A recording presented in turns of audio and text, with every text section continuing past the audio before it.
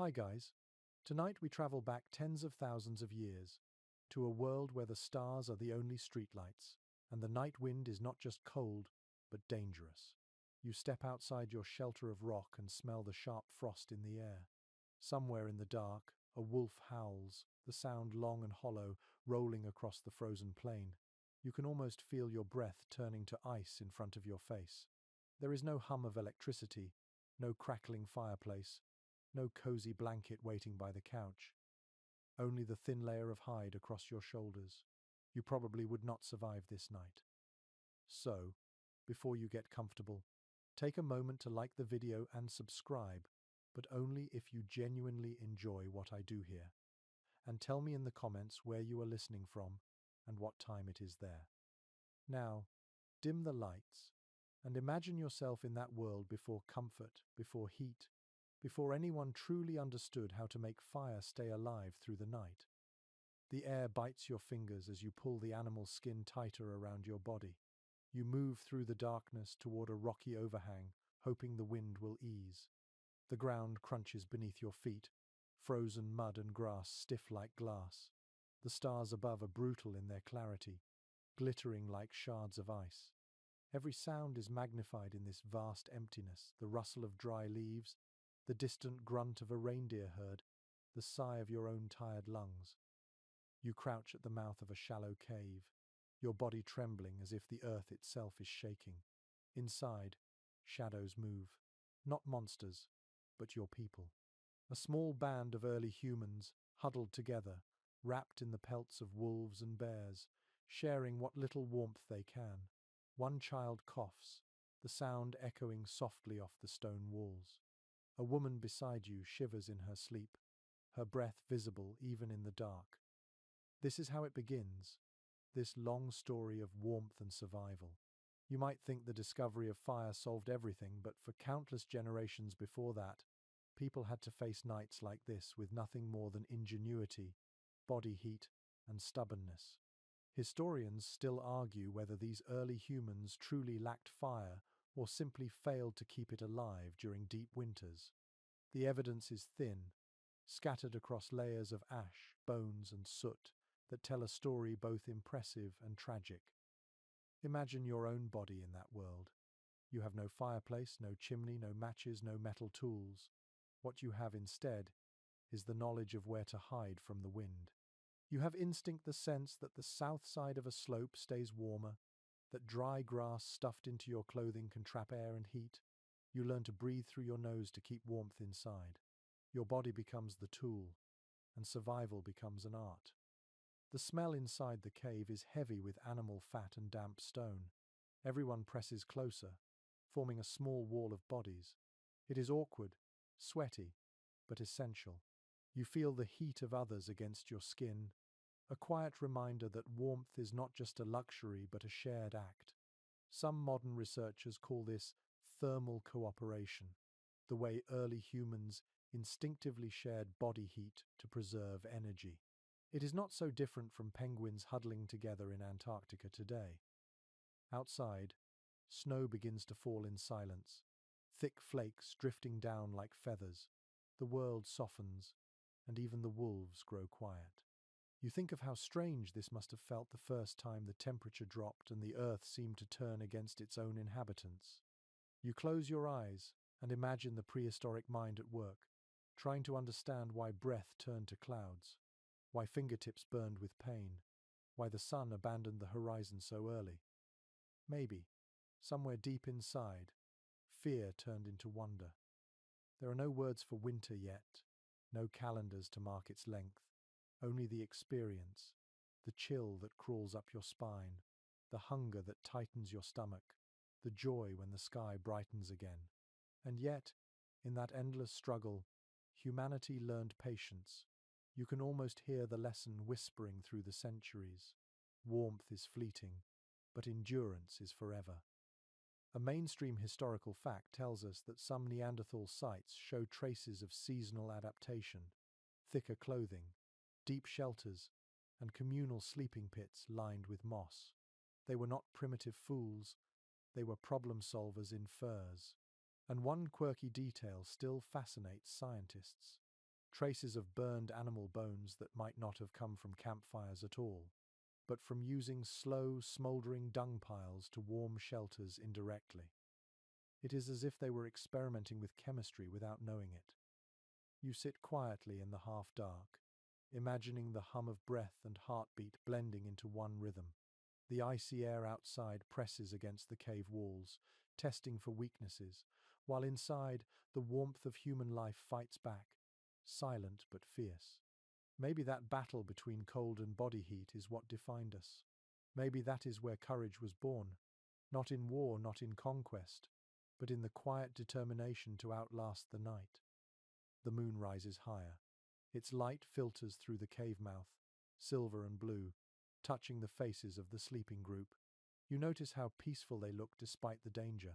There is beauty even in this raw survival, a kind of humility in accepting that nature is stronger, but not unbeatable. You pull the hide closer and let your breathing slow. Far away, the frost glints on the plains like crushed diamonds. You think about how this same cold, sculpted glaciers carved valleys and drove entire species to adapt or vanish. You wonder how many nights like this humanity endured before taming the flame. You wonder what it felt like to see the first spark, to hold it trembling in the dark, realizing that the long war against the cold might finally have a weapon. For now, though, there is only you, your breath, and the steady sound of the sleeping group. The cave is your world, the darkness is your ceiling, the cold is your teacher. And as your body begins to relax, you can almost feel time stretching backward, the centuries folding in on themselves, carrying you closer to the moment when humanity finally learned to make warmth instead of just borrow it. The first light of morning filters through the mouth of the cave, grey and thin. You feel it more than see it, a faint glow against your eyelids. Your body is stiff from the cold ground, your breath forming small clouds in the air. Outside, the world is wrapped in frost. Each blade of grass stands coated in white, every rock crusted with a shimmer of ice. You pull your fur wrap tighter, stand, and listen to the silence of a frozen dawn. The air is sharp and brittle. It feels like it could crack. The people around you begin to stir, their faces pale and hollow, lips blue from the night. No one speaks at first. There is only the soft sound of movement, hides rustling, bones creaking. You glance toward the cliffside that shelters your small group. This overhang has been home for weeks, maybe months. It is not perfect, but it is life.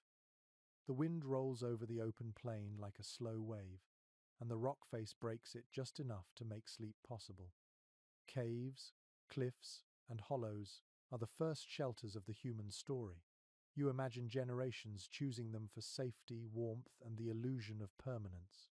In some parts of Europe, archaeologists have found traces of early humans who built rough walls across the front of caves, sealing themselves in like hibernating bears. They dragged heavy branches, stones, and mammoth bones to block the opening, turning nature into architecture. Historians still debate whether these structures were meant purely for warmth or also for protection from predators. Perhaps both. You picture a winter storm battering the land.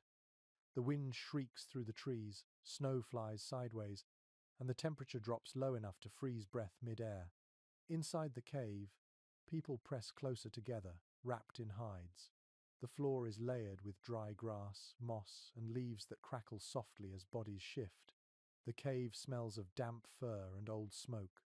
You run your hand along the stone wall, feeling its smoothness, its chill, its quiet endurance. This is no cozy cabin. This is a tomb that chooses not to kill.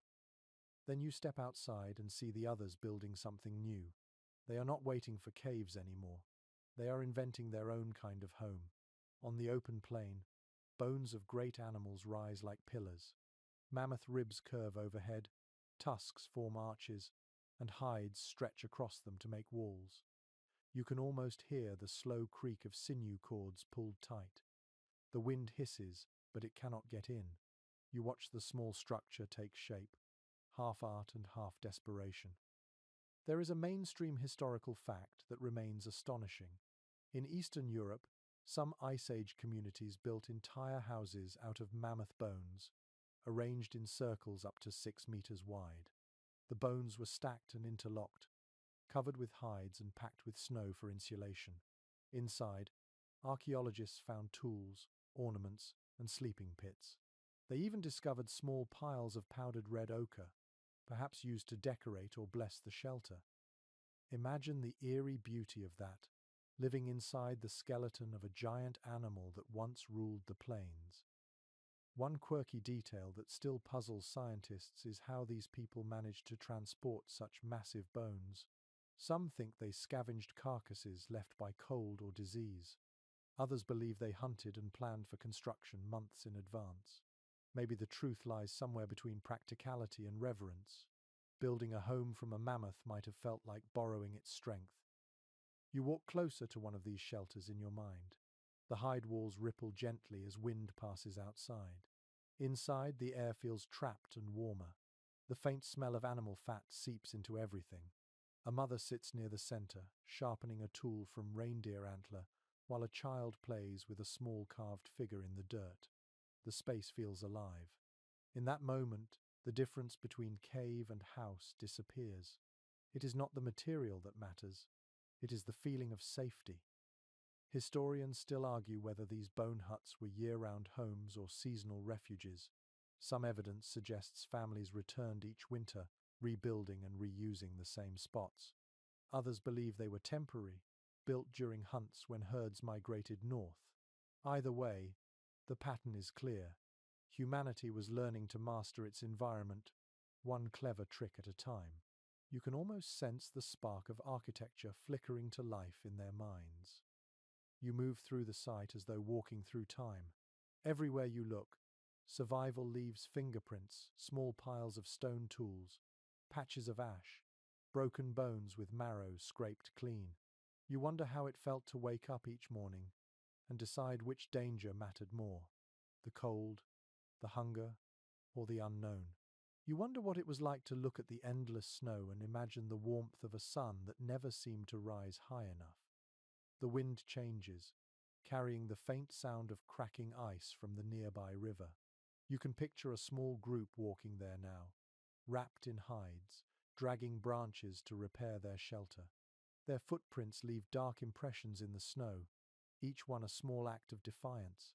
The cold does not care about bravery, but the human heart keeps making it anyway. Inside the bone hut, the air grows thick with breath. Someone hums softly, maybe a lullaby, maybe nothing at all. The rhythm is steady, comforting. You sit and listen. You imagine yourself in that circle, feeling the same mix of exhaustion and fragile hope. There are no words for civilization yet, but this moment of warmth inside walls built by human hands is where it begins. The walls shiver in the wind.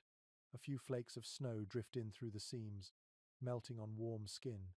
You close your eyes, hearing the faint heartbeat of the group around you. Somewhere outside, wolves move through the snow, silent and patient. But you are safe for now, in your shelter of stone and bone, in the quiet cradle of invention. And as the night begins to fall again, you understand something simple yet profound. Warmth is not just about heat. It is about the choice to stay together, to build something between life and death, to refuse to give the cold the final word. You wake before the others, your body half numb, your breath misting in the dim light. The air is dry and sharp, the kind that slices through lungs before settling like smoke inside the chest.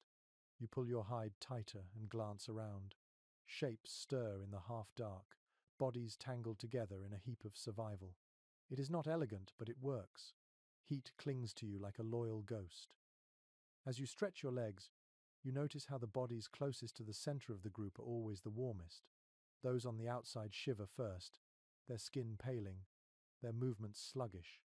Without words, people shift positions, rotating slowly through the night. It is an instinctive choreography, one that keeps everyone alive. Researchers have long confirmed that early humans understood the power of shared warmth long before they mastered fire. In some Ice Age dwellings, archaeologists have found layers of flattened grass and animal fur where bodies clearly slept pressed close together, sometimes in groups of 6 or more. The evidence suggests that human survival was not simply a matter of luck, but of connection. The body itself was a tool, and warmth was a shared resource. One lesser-known curiosity is that some modern hunter-gatherer groups, like the Hadza of Tanzania, still sleep in rotating clusters on cold nights, mirroring what their ancestors once did. The behavior is not nostalgic, it is efficient. Heat moves from one body to the next, creating a living network of temperature. You imagine this ancient logic how, even in silence, people learned that touch could save them. The morning wind slips through the gaps of your shelter. You feel it snake along your neck, cold enough to raise goosebumps. Someone beside you groans softly and shifts closer. The warmth returns, subtle but steady.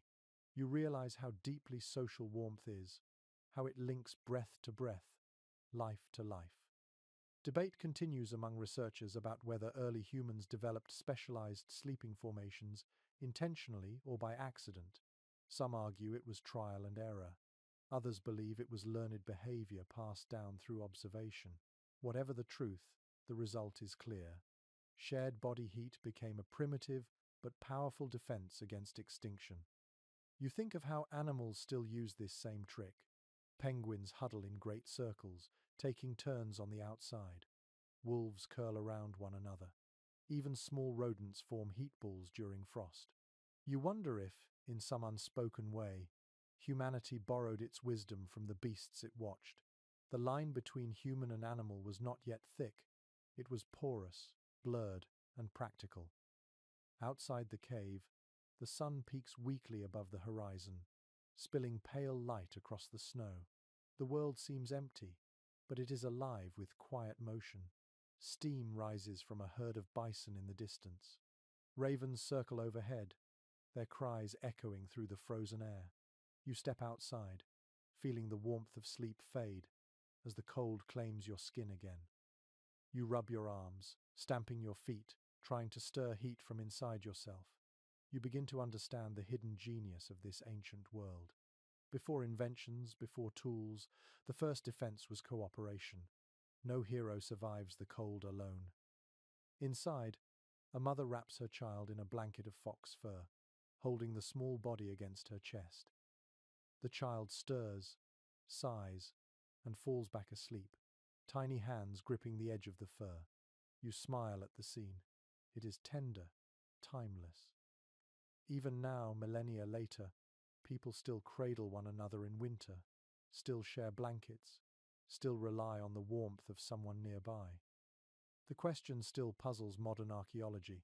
Did the early groups recognize emotional comfort as part of their survival, or was it purely physical instinct? Perhaps one led to the other. Perhaps warmth gave rise to intimacy, and intimacy gave rise to empathy. In the quiet darkness of those prehistoric nights, something more than temperature was exchanged.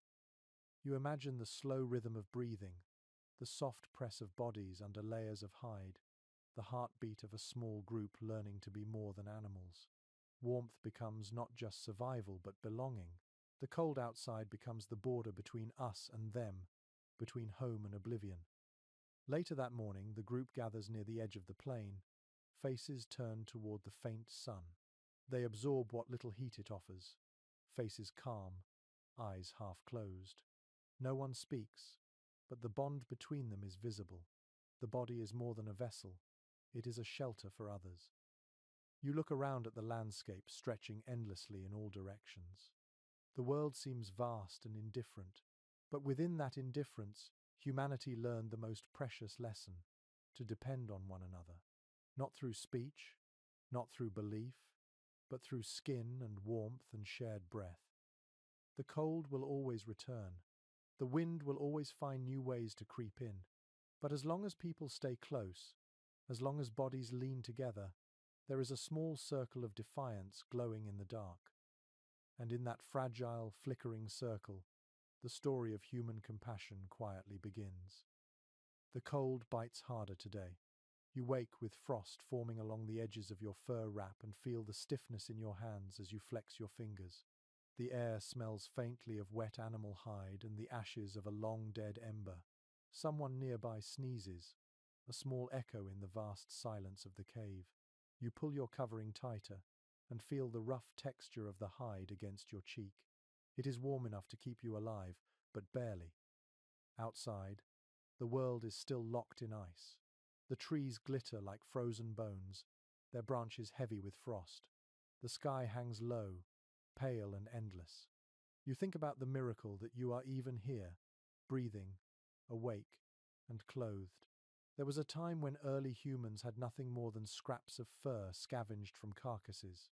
Now in this moment, you wear something stitched, something shaped by intention. Archaeological evidence suggests that the art of layering animal skins began more than 40,000 years ago. Early people did not just drape hides across their shoulders, they learned to shape them, to cut and tie them for maximum warmth. They discovered that layering thin furs could trap air better than one thick pelt, creating a kind of natural insulation. You imagine them experimenting, adding grass or moss between layers, testing, learning, surviving. One fascinating little detail found at ancient sites is that some bone needles are so small and precise, they could only have been used for delicate sewing. Imagine that level of care in a world where survival was measured in degrees of temperature. Someone took the time to thread sinew through tiny holes, to stitch hides edge to edge. It was not just function, it was craft. You can almost picture a group huddled by faint light, sewing by touch, fingers red and raw but determined. Some experts remain divided on whether clothing at that time served more than just protection. Was it also decoration, identity, or status? Perhaps a beautifully worked fur cloak was not only warm, but a statement of skill or belonging. The question is still open, and that uncertainty makes the past feel closer, more human. You run your hand along your own covering. The fur is thick, patched from different animals. It smells faintly of smoke and oil. Every stitch feels like a story. Each thread ties you to generations who fought the same cold in the same way. The hides rustle softly as you move, and the sound reminds you of leaves in autumn. You realize that even in this age of raw survival, humans were learning style, creativity, and self-expression. Most anthropologists now agree that the invention of tailored clothing was one of humanity's greatest leaps forward. It allowed migration into harsher climates, opened new lands for settlement, and gave people control over their comfort for the first time. The clothing was not just armor against the elements, it was liberation from fear. An unexpected discovery hints that early humans even experimented with tanning techniques. Traces of plant oils, animal brains, and ash mixtures have been found on ancient hides, suggesting they treated skins to make them more flexible and longer lasting. You can imagine the trial and error of that process. The smell of boiling fat, the sticky hands, the satisfaction when the result stayed soft instead of rotting. You step outside into the pale daylight. The cold strikes your face like a slap, but your clothing dulls the pain. You can feel the heat trapped inside your layers, the difference between bone-deep chill and tolerable discomfort. A few others step out beside you, their cloaks shifting in the wind like the movements of large, slow birds. You notice how some wear hoods pulled tight, others wrap long strips around their legs. Every design is different, adapted from what materials are available. A mother adjusts the fur around her child's shoulders, tucking in a piece of moss as padding. A man kneels to tighten the rawhide straps that hold his boots together. The small gestures are tender, practical, and timeless. The academic world remains unsure about when exactly humans began to decorate their clothing. Tiny shell beads and pierced teeth have been found sewn into ancient garments, hinting at beauty layered atop necessity. You picture that the sparkle of shells in dim light, the gentle rattle of bone charms as someone walks. Even in the coldest world imaginable, humans sought beauty. The wind picks up, carrying the sharp scent of pine resin and distant snow. You can hear the crackle of branches bending under ice. The world around you is silent except for your own breath, and the whisper of fur moving against skin. You think about how far this knowledge will travel, from hides to woven fibers, from sinew to thread, from fur to fabric. Every coat, every sweater, every blanket in the future will owe its warmth to these first crude experiments. You sit down on a rock, feeling its chill seep through the soles of your boots. The horizon glows faintly pink. For a moment you imagine the people of this time as inventors of comfort, artists of survival. They learn to transform death, the skin of an animal, into life. It is a quiet kind of magic, a ritual repeated for millennia. As the light fades again, you wrap your furs closer and close your eyes. The cold hums outside, but it does not frighten you anymore. Somewhere deep in your mind, you understand that this knowledge will last forever. You are wrapped not only in hide, but in memory itself, the warmth of every human hand that ever sewed, tied, and dreamed of safety.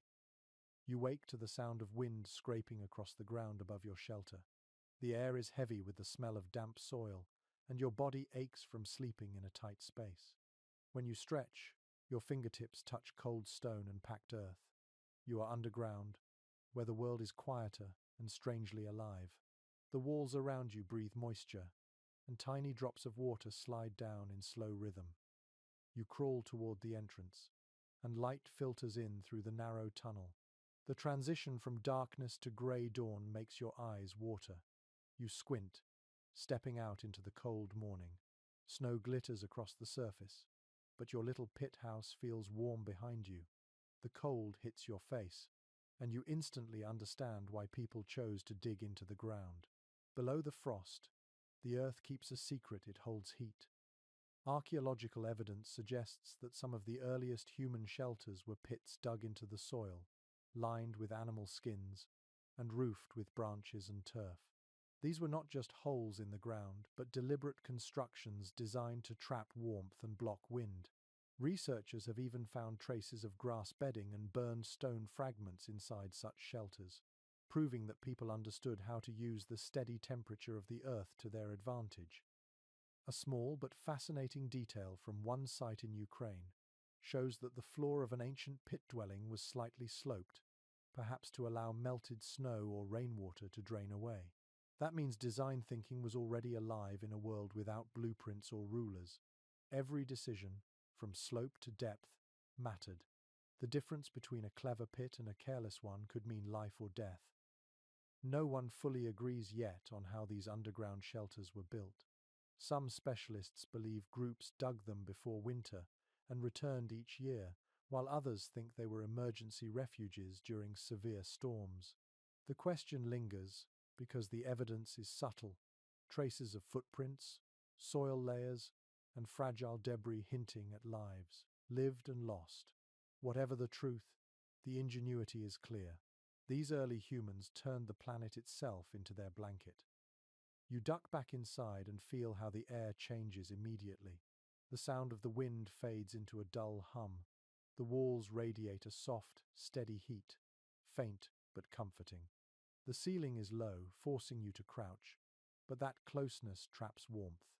You can smell the mixture of soil and old hides, a scent that feels both safe and earthy.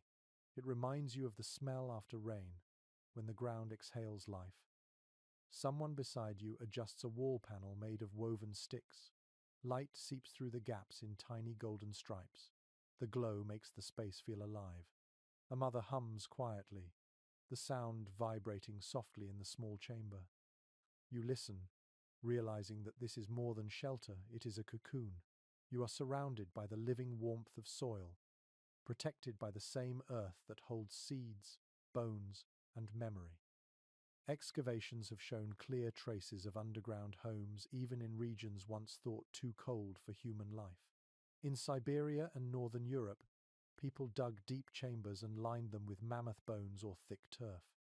Overhead, they layered grass, moss, and animal hides, creating roofs that could bear the weight of snow. From outside, these homes were invisible, disguised as part of the landscape. It was camouflage against predators and wind alike. An unexpected discovery hints that some pit homes even had ventilation holes. small gaps that allowed smoke to escape when people managed to light smoldering fires or glowing stones inside. You imagine that gentle column of warmth rising through the frozen air, a single thread of life connecting underground hearts to the empty sky. The academic world remains unsure about how common these homes were, or how long they were used. Some researchers think they were rare experiments, others that they were part of a widespread tradition of earth houses. But the idea feels universal, doesn't it? When the cold becomes unbearable, the instinct is to go inward, to dig, to burrow, to find warmth beneath the surface. Outside, you hear the faint rumble of shifting ice. The world above feels harsh and far away. Inside, you can almost fall asleep again. The darkness wraps you like a thick blanket. It is easy to see how people here could endure entire winters without stepping outside. They might have measured time not by days, but by the sound of storms passing overhead. You run your hand over the dirt wall and feel the vibration of distant thunder. It feels ancient, familiar. You think of the millions of creatures that have taken refuge underground, through history: foxes, badgers, even insects, all obeying the same primal rule. Life survives by going deeper. Someone near you begins to stir a small pile of embers, trying to coax a bit of heat from stones warmed earlier in the day. The faint orange glow casts long shadows on the walls, turning the pit into a warm cave of breathing figures. You can almost taste the warmth returning to the air, a hint of smoke mixed with damp earth. As you settle again against the wall, you realize how close the ground is to being alive. It hums quietly beneath you, a slow pulse that connects everything: the dead leaves, the roots, the bones, and the humans resting here. This is not just survival, it is partnership. The earth gives back what it takes. You close your eyes and let your breathing match the rhythm of the soil. The warmth seeps through your skin, into your bones, until you forget the cold outside. It feels like the planet itself is cradling you, whispering that you belong here, that you always have. The wind roars across the frozen plain like an endless ocean. It tears through the branches of leafless trees, rattles the bones of old shelters, and howls through the cracks of stone. You stand outside, feeling the blast of cold hit your face, a force that steals breath and thought at once. The world feels wide, empty, and merciless. Yet, in the middle of that vastness, humans learn to fight the wind itself. You crouch beside a half-built barrier made from brush and branches. The air on the other side feels instantly calmer. The difference is astonishing: just a wall of sticks, yet the chill fades enough for your fingers to stop burning.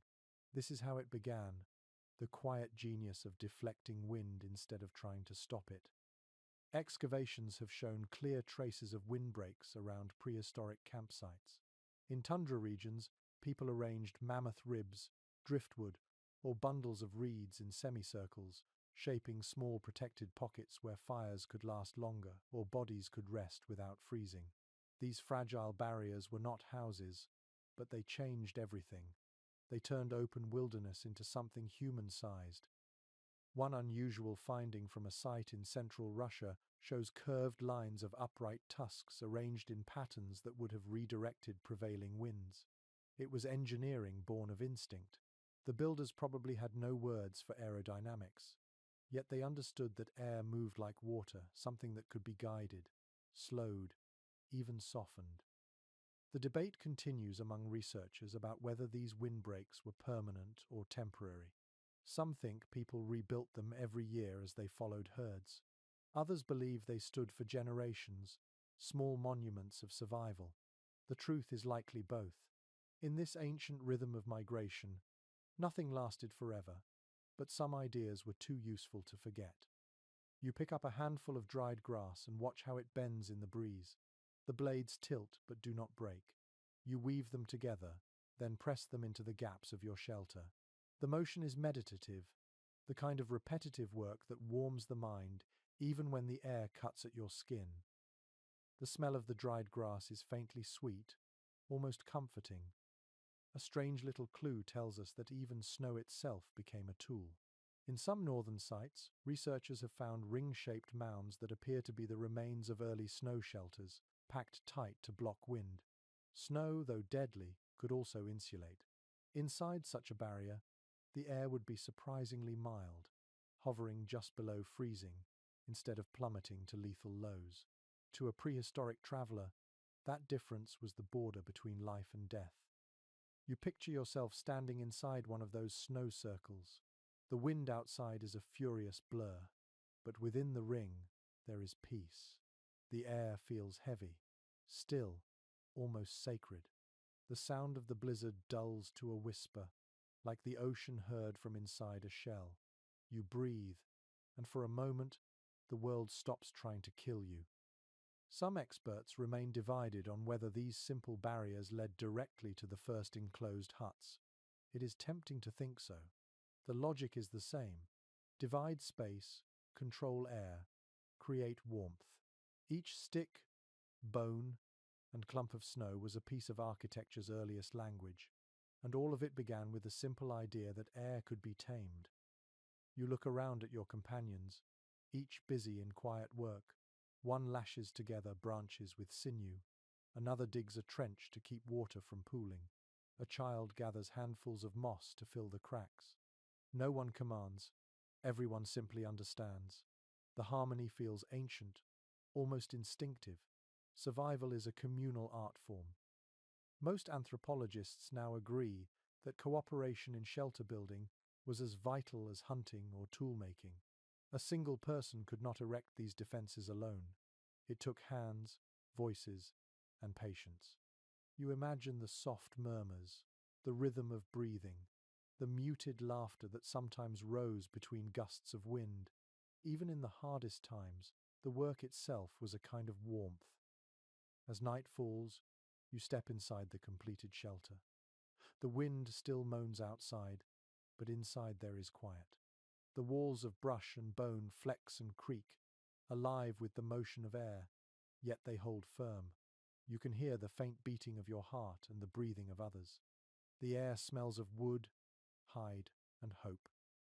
You settle onto the packed grass floor, wrapping yourself in fur. Outside, the storm builds, but it cannot reach you. You close your eyes and think about how fragile these defenses seem, and how perfect they are in their simplicity. Each one is a whisper of rebellion against the ice. Somewhere beyond the darkness, wolves call to one another, their cries fading with the wind. You listen, unafraid. The storm rages, but you are inside your circle of calm, shielded by the intelligence of your ancestors and the patience of human hands. Warmth is not always about fire. Sometimes it is about stillness, design, and faith in the smallest barrier against chaos. You breathe deeply, feeling the quiet air settle around you like a promise. The cold will keep testing you, but tonight you have learned how to make the wind itself your ally. The morning air inside the shelter is thick with humidity. You can see your breath, but it hangs heavier than before, swirling against the low ceiling before fading into the walls. You reach up and touch the stone above you. It feels damp and cool, dotted with tiny beads of water. The whole space smells faintly of wet earth, old smoke, and animal fat. The air is alive in here, shifting, breathing, just like you. When early humans moved into deeper caves, they discovered a strange side effect of living close together. Their breath changed the weather inside. Every exhale released heat and moisture. Over hours, that warmth collected near the ceiling, forming small clouds that condensed and rained down as droplets. You can hear them now, dripping softly from stone to soil, a quiet rhythm marking the passing of time. Archaeologists have found traces of this in prehistoric caves. Some inner walls are discolored by layers of condensed soot and moisture, evidence that humans once lived in an environment that cycled between fog and flame. These ancient dwellings were not just shelters but microclimates, small ecosystems born from breath, sweat, and firelight. An unexpected discovery hints that the combination of human heat and burning animal fat may have created natural insulation. Soot, residue, and grease built up on stone surfaces, sealing pores and reducing airflow. Over time, these darkened layers turned caves into better traps for warmth. It was not planned, but it worked. You imagine people noticing that certain walls felt warmer, smoother, easier to lean against. Some specialists remain uncertain how these communities managed air circulation. Without careful airflow, smoke from any flame would choke the space. Yet the evidence of repeated habitation shows they found a balance. Perhaps they built small vents at the cave's mouth. Or maybe they relied on the natural draft of tunnels. Whatever the method, they learned through trial and patience. You sit in the dim light, watching a thin wisp of vapor rise from your own breath. It drifts toward the ceiling, joins others, then vanishes. There is something hypnotic about it. You realize that even without modern science, people understood how their bodies shaped their surroundings. They could feel temperature shifts, sense dampness, notice where air flowed easiest. The cave became a living body, with lungs and skin and heartbeat. One lesser-known curiosity is that in some deep European caves, ancient people appear to have decorated walls precisely where condensation gathered most. They may have chosen those damp surfaces intentionally because the moisture made pigments spread like watercolor. The flicker of light and fog could make the paintings shimmer, as if breathing along with the people who made them. The academic world remains unsure whether this was art or ritual. Maybe it was both. Imagine a person holding a simple torch made of burning fat, painting in slow strokes while mist glows golden around them. The sound of droplets echoes in the distance. Each movement of air shifts the flame, and shadows dance over the rough walls. You can almost hear the crackle of fire mixing with breath, the same blend of danger and awe that has followed humans since the first shelter was built. You step outside into the cold, and the contrast feels shocking. The air slices at your face, thin and dry. You can see the cave mouth behind you, a black oval exhaling faint mist. The difference between inside and outside is profound. The cave hums with life. The world beyond is silence and ice. Standing there, you begin to understand how these early people might have viewed their homes as sacred. Inside was warmth, breath, and echoing voices. Outside was endless cold and emptiness. It must have felt like standing between worlds, life on one side, death on the other. Most anthropologists now agree that this contrast shaped early human imagination. The flicker of light and shadow, the pulse of warmth inside the stone, gave rise to the first sense of mystery. The cave was not just a home, it was a womb of meaning, where the air itself felt alive. You walk back inside, ducking under the low roof. The familiar smell of damp fur greets you, earthy and musky. The floor squishes softly where moisture has gathered. A few people are still asleep, their faces peaceful in the dim light. Their breath fills the chamber with soft clouds that drift upward and vanish into darkness. You close your eyes for a moment, letting your senses sharpen. The drip of water, the hush of air, the faint rustle of movement, it all weaves together into a lullaby of survival. In this place, heat is not fire but breath. Warmth is not luxury but a shared miracle that renews itself with every heartbeat. You can feel condensation forming on your skin, tiny droplets gathering at the edge of your hair. The cave accepts your body into its rhythm, as if the earth itself is reminding you that warmth is a conversation between flesh and stone. You lie back against the wall, listening to the slow music of drips and sighs. The air smells heavy, human, ancient.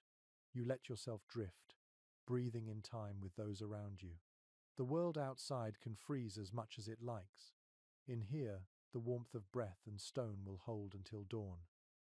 Night falls early again. The sky outside turns the color of iron, and the first flakes of snow drift down, silent and relentless. You crouch inside the shelter, feeling the cold creep along the floor despite every layer of fur. The air smells faintly of oil and burnt fat.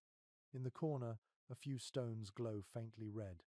Their light is dim, yet it feels like a heartbeat pulsing through the room. You reach toward them, palms open, and feel the whisper of heat against your skin. It is not fire, not quite, but it is something close. Long before flames danced freely in human hearths, people discovered a subtler kind of warmth. Heated stones, sun-warmed by day or fired briefly in coals, could be wrapped in hides or buried beneath bedding to radiate heat through the night. Archaeological evidence suggests this simple trick may have saved lives in deep winter. At sites across Europe and Asia, scorched pebbles have been found far from any true hearth, hinting at these quiet experiments with stored warmth. One small but fascinating clue comes from a layer of soil in France, where stones appear to have been alternated between fire pits and sleeping areas. The pattern suggests a rhythm of daily heating and exchange. Perhaps someone gathered the stones in the evening, placed them in the coals until they glowed faintly, then carried them carefully to the sleeping pits. It was portable heat, a primitive version of a hot water bottle. Specialists are still uncertain how early humans first realized stone could store warmth. Maybe it was an accident, a hunter resting against a rock heated by the sun, or someone touching a stone too close to a dying ember. However it happened, that small moment of discovery carried enormous power. For the first time, people could borrow heat from nature and make it last. Inside your shelter, you arrange a circle of these glowing stones, their surfaces cracked from repeated use. You watch as the air shimmers slightly above them. The warmth is soft and uneven, but you can feel it sinking through the layers of hide beneath you. You inhale deeply. The smell of stone dust mixes with that faint metallic tang of heated air. It is oddly comforting. An unexpected discovery hints that dung from grazing animals may have played a role too. In some prehistoric dwellings, researchers have uncovered layers of ash that contain traces of grass fibers and bone mixed together, suggesting smoldering organic fuel. Dried dung, when burned slowly, produces steady warmth and almost no flame. Imagine a shelter filled with the faint scent of smoke, the walls pulsing with quiet heat. It might not have been pleasant, but it was effective. Debate continues among researchers about whether such fires were accidental byproducts of cooking or intentional heating systems. Some believe these people managed to maintain low, smoky smolders for days, feeding them with bits of moss, dung, and bone. Others think the warmth was simply luck, a leftover from meal fires that lingered. The truth, like the smoke itself, drifts between both ideas. You glance toward the stones again. Their color deepens, faintly orange, then dulls to gray. Someone beside you sighs with relief, wrapping a small hide bundle around one and pressing it to their chest. You mimic the gesture, and the warmth spreads instantly through your fingers. It feels like holding a fragment of the sun. Researchers have long confirmed that even without full control of fire, early humans harnessed its effects. Burnt bones show signs of repeated exposure to heat, and some contain melted fat evidence that people used slow-burning remains as makeshift fuel. The concept of energy was still unknown, yet instinct led them to it. Heat could be captured, traded, shared. The academic world remains unsure how far this technology spread. Some regions show extensive use of heat-treated stones, others none at all. Perhaps each group rediscovered the trick independently. You imagine those moments of realization scattered across time, a spark of ingenuity appearing like distant stars, one after another, lighting the coldest nights. You close your eyes for a moment, picturing a world lit not by flame but by faint glows. Families huddled close around stones that breathed out stored warmth, the air heavy with smoke and silence. Children sleeping with glowing pebbles wrapped at their feet. It is a quiet, humbling image. Heat without light, comfort without spectacle. Outside, the wind gathers strength, rushing across the plains in long, mournful howls. The entrance of the shelter is nearly buried in snow, but inside, the temperature holds. You feel the damp air against your face, soft and alive. Every few minutes, someone stirs the stones, turning them gently so the warmth lasts a little longer. The smell of burnt fat lingers, sweet and thick. A child whimpers in their sleep, and an elder hums softly, the melody slow and steady. The rhythm matches the crack of cooling stones. It feels like the earth itself is singing. You realize how beautiful this moment is. It is not a grand discovery, not a sudden triumph. It is quiet, slow, human. A battle fought not with tools but with patience and touch. Every glowing rock is a promise against the dark, a declaration that survival can be gentle as well as fierce. The night stretches on. The wind outside moans against the walls, but inside, the stones fade to darkness, their heat lingering in the air like a ghost. You pull your hide tighter, smile faintly, and think of how far humanity will go from here, how this small ember of wisdom will one day grow into the first true fire. Morning arrives without sunlight. The sky is hidden behind a curtain of clouds that stretch endlessly across the horizon. The air feels heavy, as if the world itself is holding its breath. You sit at the mouth of the shelter, watching snow fall in slow spirals. Each flake lands silently, merging into the white expanse that covers everything. Somewhere behind you, the faint crack of stone against stone echoes once. Then again, someone is trying to make a spark. You turn and watch. Two figures crouch over a small hollow in the ground, carefully striking pieces of flint together. Tiny bursts of orange flicker for a second before dying in the cold air. The process looks simple but feels monumental. Every strike is a conversation between stone and hope. Archaeological evidence suggests that the earliest control of fire appeared hundreds of thousands of years ago, long before language or farming. Yet fire mastery was never guaranteed.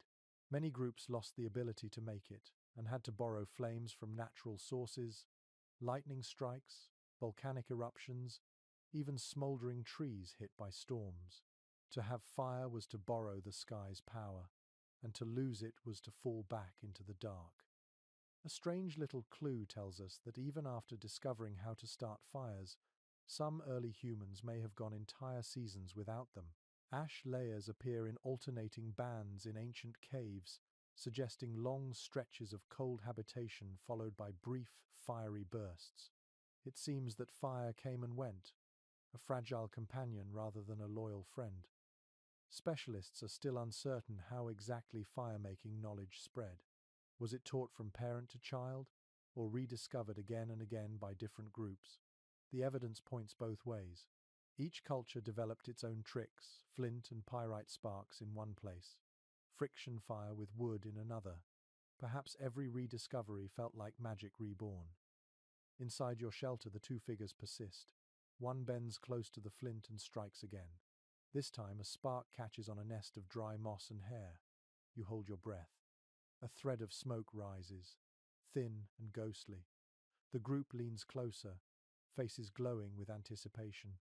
Then, finally, a flame flickers to life. It is small, trembling, almost shy, but it lives. The air changes instantly. The faint scent of smoke fills the room, sharp and earthy. Shadows move across the walls, alive in orange light. You feel the first kiss of warmth on your face, not from stone, but from living fire. The sound of crackling fills the space like music, irregular and mesmerizing. Researchers have long confirmed that mastering fire transformed everything about human life.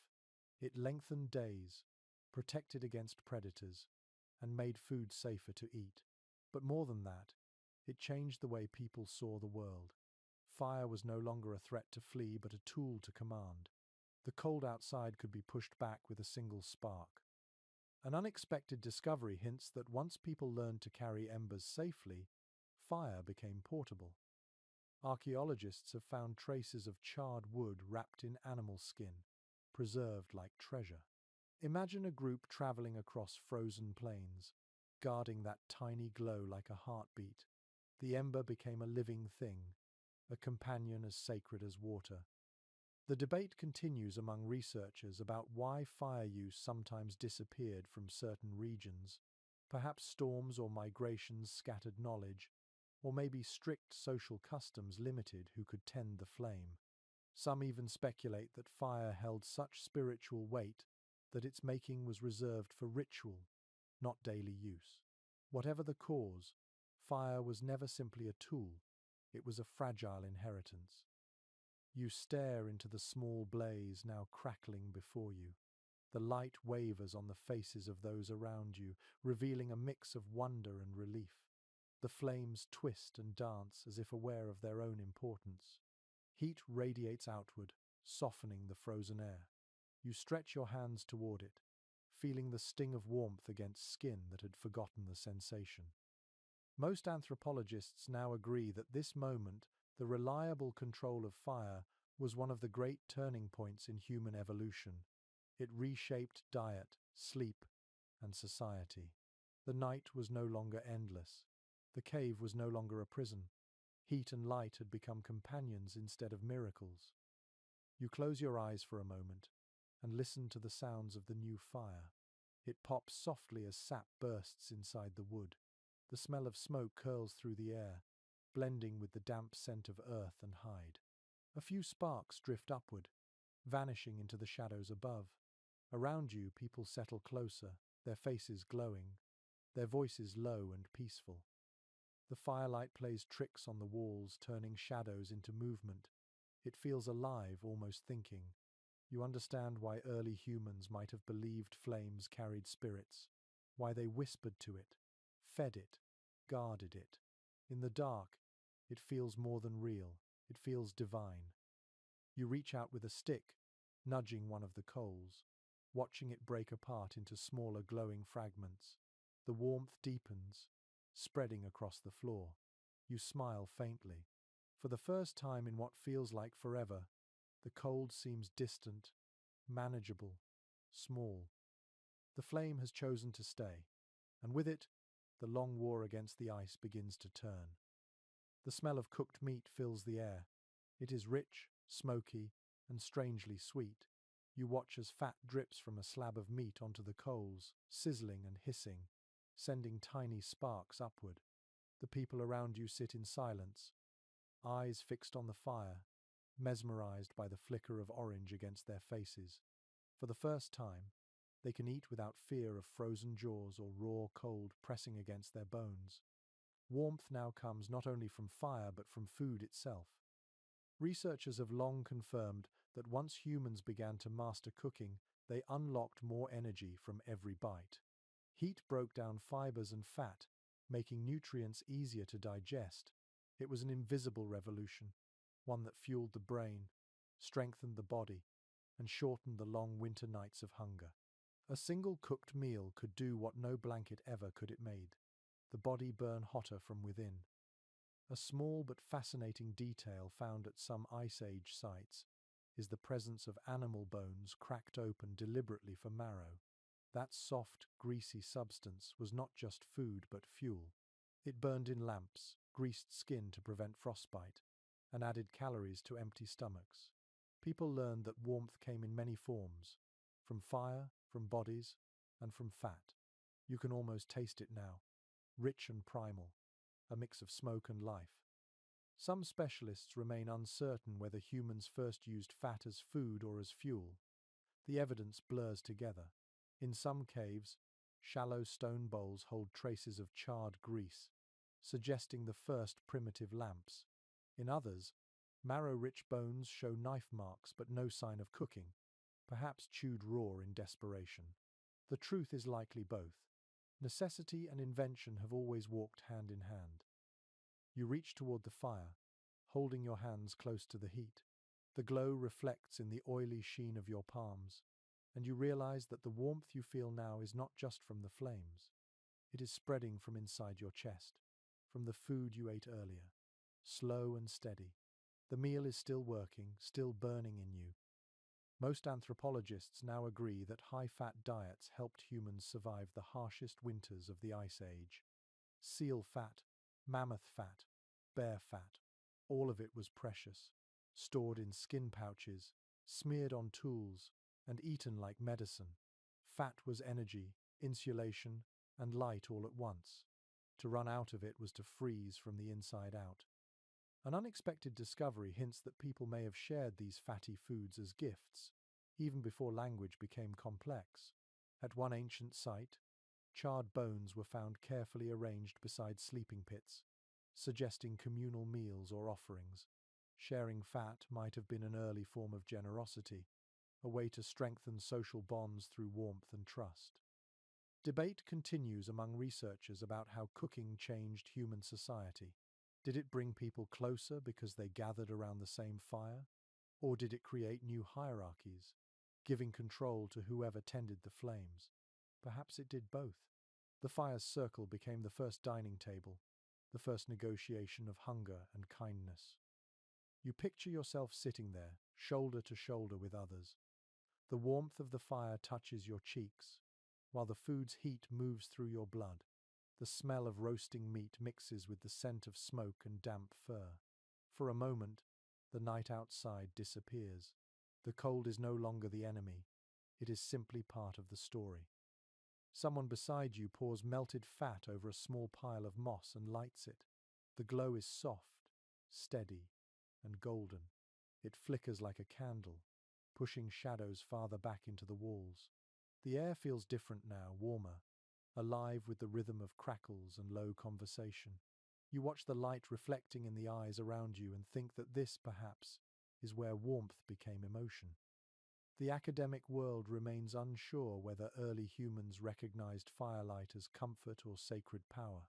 Some evidence suggests ritual placement of burned bones and ashes, almost like offerings. Others think it was simply gratitude in physical form, a quiet thank you to the warmth that saved their lives.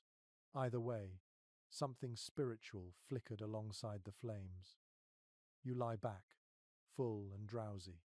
The smell of fat still lingers in your hair. The fire hums softly, and the air vibrates with quiet satisfaction. Around you, people settle into the steady rhythm of chewing, sighing, breathing. The flicker of fire paints orange ripples across the cave walls, like distant sunlight trapped underground. You feel your eyelids grow heavy. The warmth from your body joins the warmth of the air, and everything melts together: the light, the smell, the slow pulse of the earth beneath you. Somewhere deep in your mind, a truth settles in place. Warmth is not a thing you find, it is a thing you make. Every spark, every mouthful, every shared glance across the fire is another thread in the tapestry of survival. The cold still waits outside, patient and endless, but inside, the world glows. And for the first time in this long frozen story, humanity has something that will not vanish with the dawn: the knowledge that warmth can be created, sustained, and shared. The air inside the shelter hums with quiet life. Children whisper to each other, while adults repair tools, tie sinew threads, and chew dried meat. The glow of the fire flickers against every face, turning the small circle of warmth into a world of its own. Outside, winter has grown crueler. The sky is white with wind, and the plains have vanished under a skin of snow. You can feel the season pressing against the walls, waiting to come in. You realize now that no one can survive this alone. The group around you is not just company. It is protection, knowledge, and heat. When one person feeds the fire, another watches the entrance. When someone falls ill, others share food. This is how the first true winter communities began, people gathering not just by accident, but by choice. Archaeological evidence suggests that around 30,000 years ago, groups began to stay together through entire cold seasons, instead of scattering to hunt separately. Deep shelters, shared fires, and communal storage pits show that humanity had discovered a new survival tool: cooperation. The Ice Age might have been brutal, but it also taught people to rely on one another. One lesser-known curiosity from these early winter camps is the discovery of bone flutes and simple instruments among the remains. It seems that even when the cold howled outside, people made music. You can imagine it now: the soft sound of a hollow bone played beside a fire, the rhythm keeping fear at bay. Warmth was not only physical but emotional, a comfort shaped by sound. Some specialists remain uncertain whether these gatherings were permanent villages or seasonal refuges. The evidence varies from region to region. In some places, layers of ash and refuse show generations of use. In others, only brief traces remain. But the purpose is unmistakable. People were beginning to live not just as survivors, but as communities. You glance around the cave and notice how naturally everyone moves within this shared rhythm. A hunter sharpens a spearhead near the light, while another scrapes hide clean in the shadows. Someone laughs softly, and the sound fills the air like warmth. The rhythm of work is slow, steady, peaceful. Researchers have long confirmed that early human cooperation improved not only safety but mental endurance. Groups with stronger social bonds had better chances of lasting through famine and disease. The sharing of warmth, physical and emotional, became the foundation for human society. You can almost feel it here, that invisible web holding everyone together. An unexpected discovery hints that these communities also practiced a kind of early caregiving. At one site, the skeleton of a disabled adult was found carefully buried beside tools and ornaments, suggesting that this person had lived long past the ability to hunt. The group must have cared for them, fed them, kept them warm. Compassion itself became a survival trait. No one fully agrees yet on when empathy evolved from instinct to culture. Was it born out of necessity, or out of something deeper? The question lingers like a whisper in the cave smoke. Maybe the line between love and survival was never clear in the first place. You look around again. The fire has burned low, glowing in steady breaths of orange. A mother holds her sleeping child close, wrapped in layers of hide. A man adds a few twigs to the flames, his motions slow and deliberate. The warmth swells for a moment, brushing your face. The room feels smaller but safer. Most anthropologists now agree that this closeness, both physical and emotional, shaped the human brain. Warmth and cooperation were not separate forces, they worked together. To keep the group alive, people learned to read faces, share emotions, and build trust.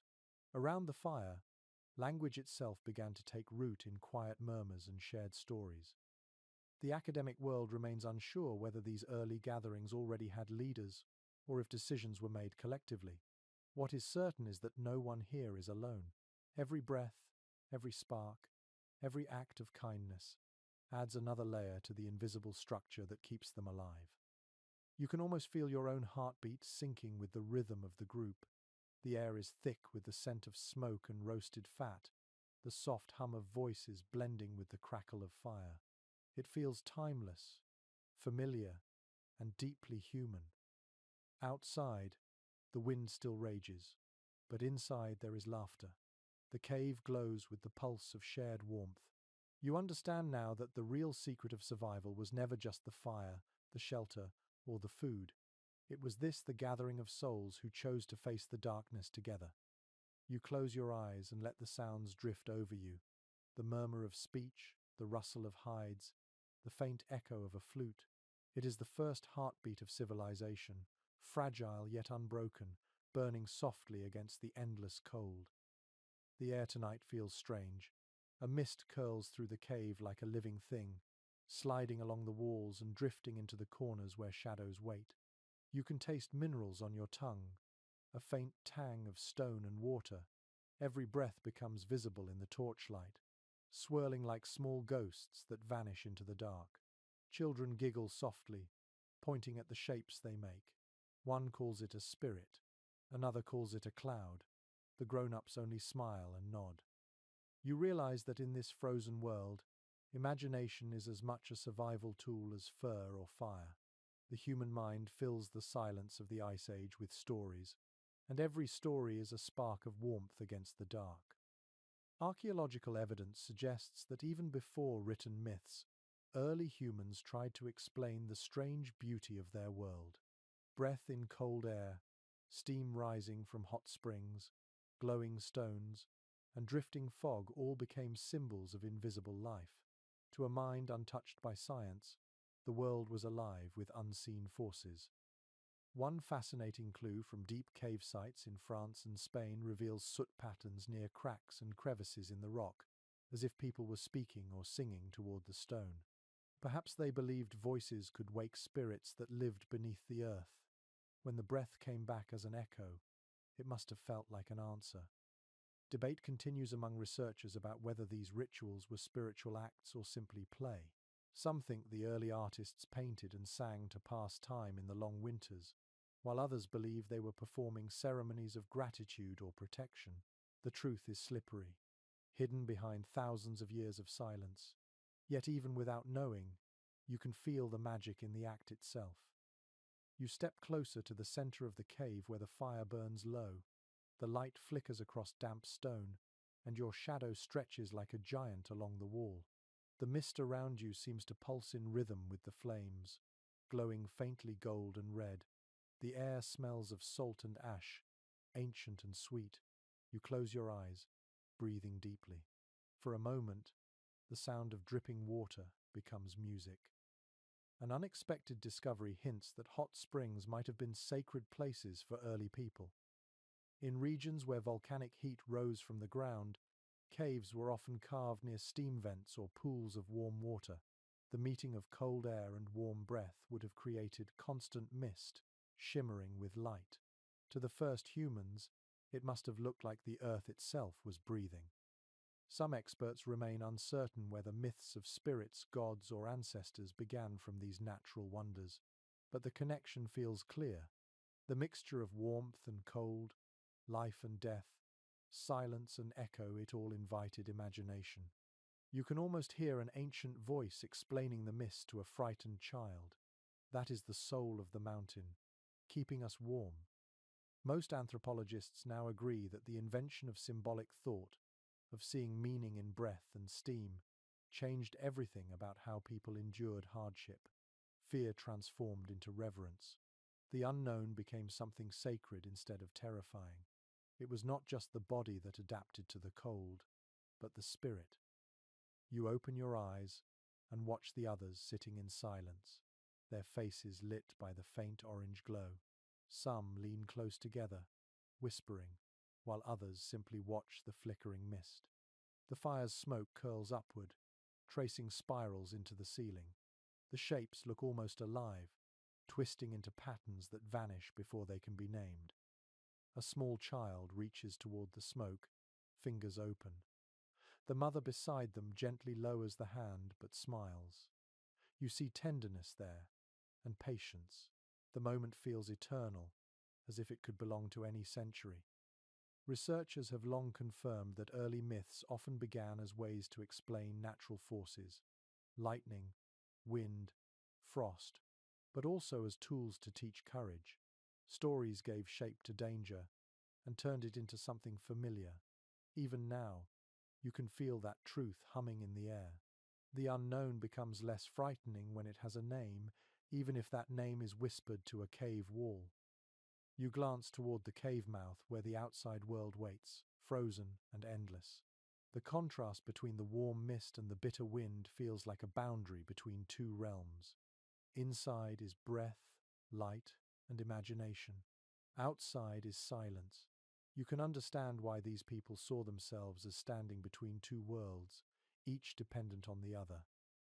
The academic world remains unsure how these beliefs connected to survival, but it is easy to see how they would have comforted people through long winters. If warmth could be imagined as a living spirit, then it could also be invited, fed, and protected. The act of believing became its own form of warmth. You lie back, feeling the damp air against your skin. The cave hums softly with the sounds of live fire crackling, water dripping, someone humming an old melody. The breath of the group mixes into one steady rhythm, rising and falling like the tide. You close your eyes and picture it as a living heart, beating quietly inside the mountain. The mist thickens around you. It blurs the outlines of faces and shadows until the whole world becomes soft and glowing. Somewhere, deep within the stone, a drop of water falls, and you imagine it as the heartbeat of the earth. The warmth is not much, but it is enough. And as the night deepens, the stories keep it alive. The wind outside has quieted, replaced by a long, low hum that comes from deep within the snow. It feels as though the earth itself is exhaling, You step outside the cave and see shapes rising from the white horizon, massive structures that catch the first light of dawn. At first you think they are mountains, but as you walk closer, you realize they are houses made of bone. The ground crunches beneath your feet, each step sinking into a crust of frost. The air smells faintly of smoke and fat, the lingering breath of life against the cold. Ahead of you, the great frames of mammoth bones arch together, ribs meeting like the vaults of a cathedral. Skulls line the edges of walls, their hollow sockets staring out into the snow, and stretched across them are hides, patched and stitched with sinew, fluttering faintly in the wind. These are not crude shelters. They are art, endurance, and memory made solid. Archaeological evidence suggests that Ice Age hunters built entire villages from the remains of mammoths. The most famous examples, uncovered in Ukraine and Russia, reveal circular dwellings made from hundreds of bones stacked in deliberate patterns. Some were as wide as small houses and arranged in clusters, surrounded by pits and work areas.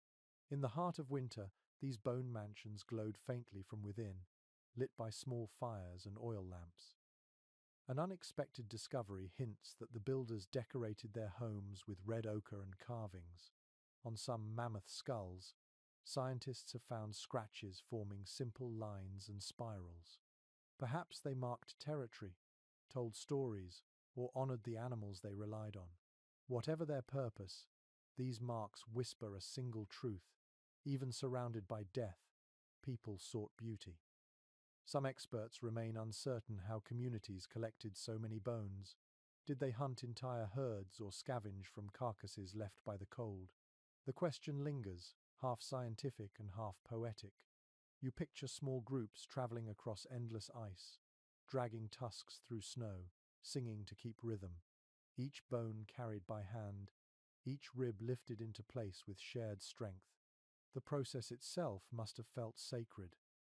You step closer to one of the structures and run your fingers along the curved ivory. It feels cold but smooth, almost polished by wind. The hide walls whisper in the breeze, the sound like breathing. You duck through a narrow entrance and step inside. The air is warmer immediately, still and heavy with the scent of smoke. Inside, life feels abundant. Bundles of dried meat hang from sinew cords. Tools carved from antler rest beside sleeping pits lined with fur. A woman tends a small fire in the center, feeding it with twigs and bits of bone. The light glows against the ivory walls, casting patterns that ripple like veins beneath skin. You realize that this house is not just made of mammoth, it feels like it is alive with the spirit of the animal itself. Most anthropologists now agree that these dwellings represented one of humanity's greatest engineering feats before metal and stone. The builders understood structure and balance, distributing weight so that ribs supported hides without collapsing. In a world of scarcity, they made architecture from memory and instinct. A small but fascinating detail comes from one excavation where shells and small beads were found near the entrances of these bone homes. Some were likely ornaments, others may have been charms against the cold. Imagine them jingling softly as people came and went, little songs at the threshold between danger and safety. The academic world remains unsure how long these bone villages lasted. Some were rebuilt many times, others abandoned after a single season. Yet the pattern repeats across vast distances, from the Dnieper River to the frozen plains of Poland. Wherever the great animals roamed, their bones became both tomb and shelter, a bridge between life and death. You step outside again and look at the cluster of dwellings glowing faintly in the pale light. The wind moves through them like breath through flutes, creating a low, haunting melody. The people here must have heard it too, the sound of the earth singing to itself through the bodies of its giants. Researchers have long confirmed that mammoth bones were among the few materials strong enough to endure Ice Age winters. Wood was scarce, stone heavy, but ivory and bone were everywhere, gifts from the frozen plains. Yet it is one thing to use what nature offers, and another to turn it into home. That transformation speaks of imagination as much as need. You crouch beside one of the walls and notice fingerprints pressed into a piece of hardened clay, used to seal gaps. Tiny ridges, still visible after tens of thousands of years. You place your hand over them, realizing that the person who made this was no different from you, cold, tired, and determined to live. The wind rises again, carrying snowflakes across the bones. The sky turns the color of steel. Inside the shelters, smoke curls upward, through small holes, disappearing into the grey.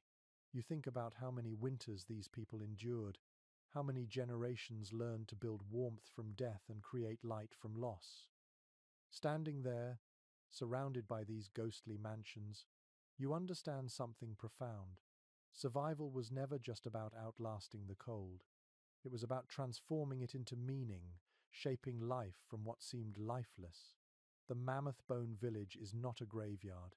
It is a hymn to endurance, sung in ivory and smoke. You turn back toward your own shelter as snow begins to fall harder. The flakes catch the faint light from the fires and drift down like ash. Behind you, the bone houses glow softly in the distance, their curved shapes merging with the night. You imagine the hum of voices, the crackle of flame, the pulse of life continuing, warm and defiant beneath the frozen sky. The night stretches on without a single breeze. The snow has muffled everything outside until the world feels hollow and still. Inside the bone houses, the fires burn low, filling the air with slow ribbons of smoke. You can hear the faint crackle of fat melting on the coals, the quiet rustle of someone shifting under a hide. It is a silence so deep that even breathing sounds like thunder. You step outside into the freezing air. The snow glows faintly under the light of the moon, smooth and untouched. The horizon is black, but it feels close, as if the sky itself has folded around the land. You stand motionless, listening. Somewhere in the distance, something moves a low groan, a creak, maybe ice splitting under its own weight. The sound travels far across the frozen plain. Then nothing. The Ice Age was not only a world of danger, it was also a world of silence.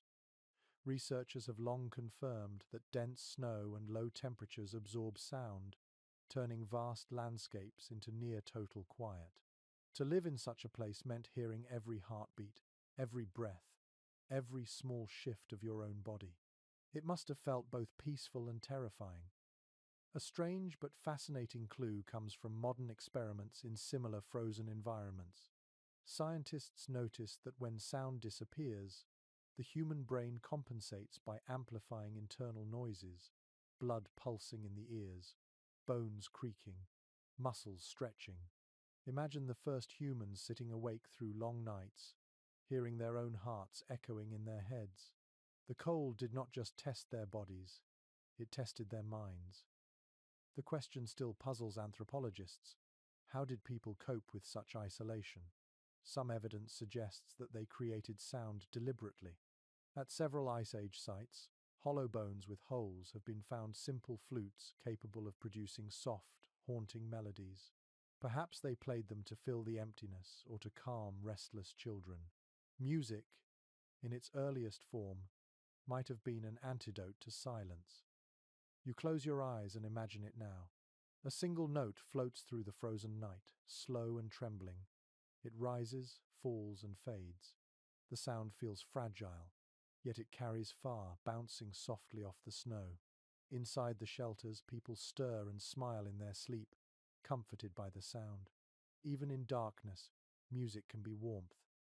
An unexpected discovery hints that certain caves were chosen specifically for their acoustics.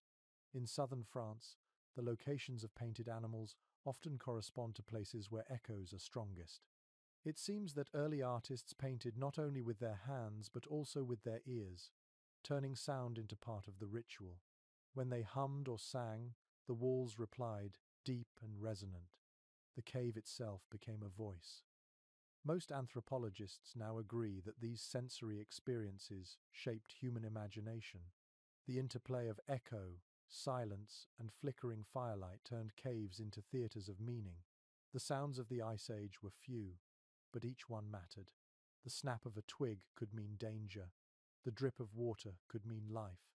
and the sigh of wind through bone could sound like a whisper from another world. You open your eyes and look across the plain.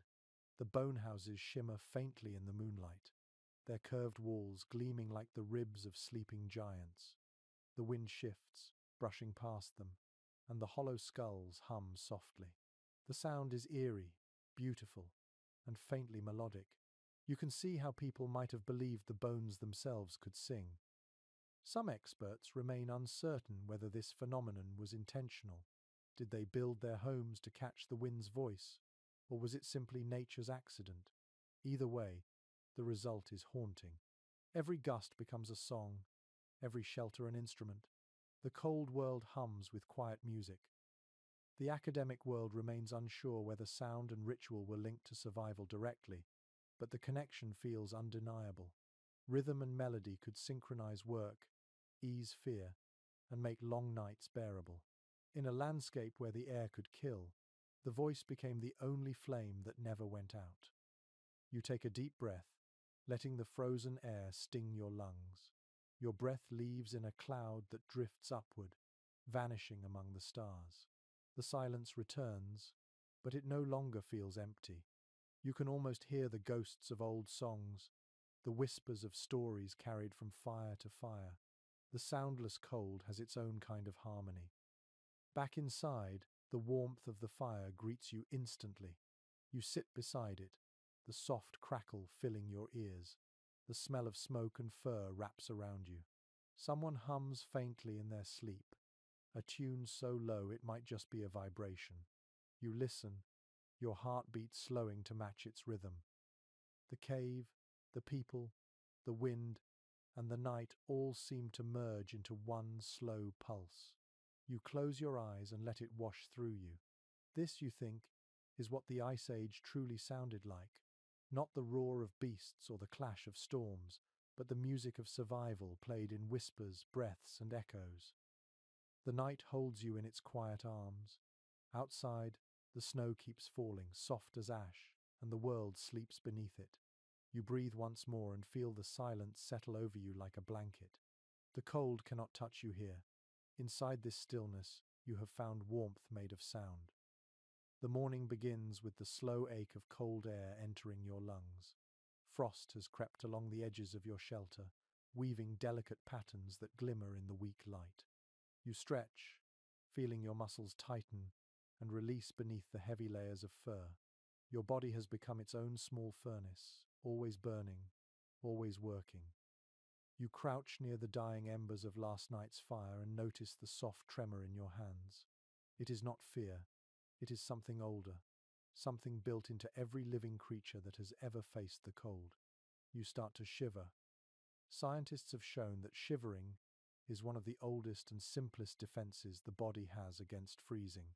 The tiny, involuntary muscle movements create heat deep inside the flesh, turning energy into warmth. It is automatic, relentless, and in its own quiet way, heroic. Long before blankets or walls or fireplaces, this was humanity's first line of defense.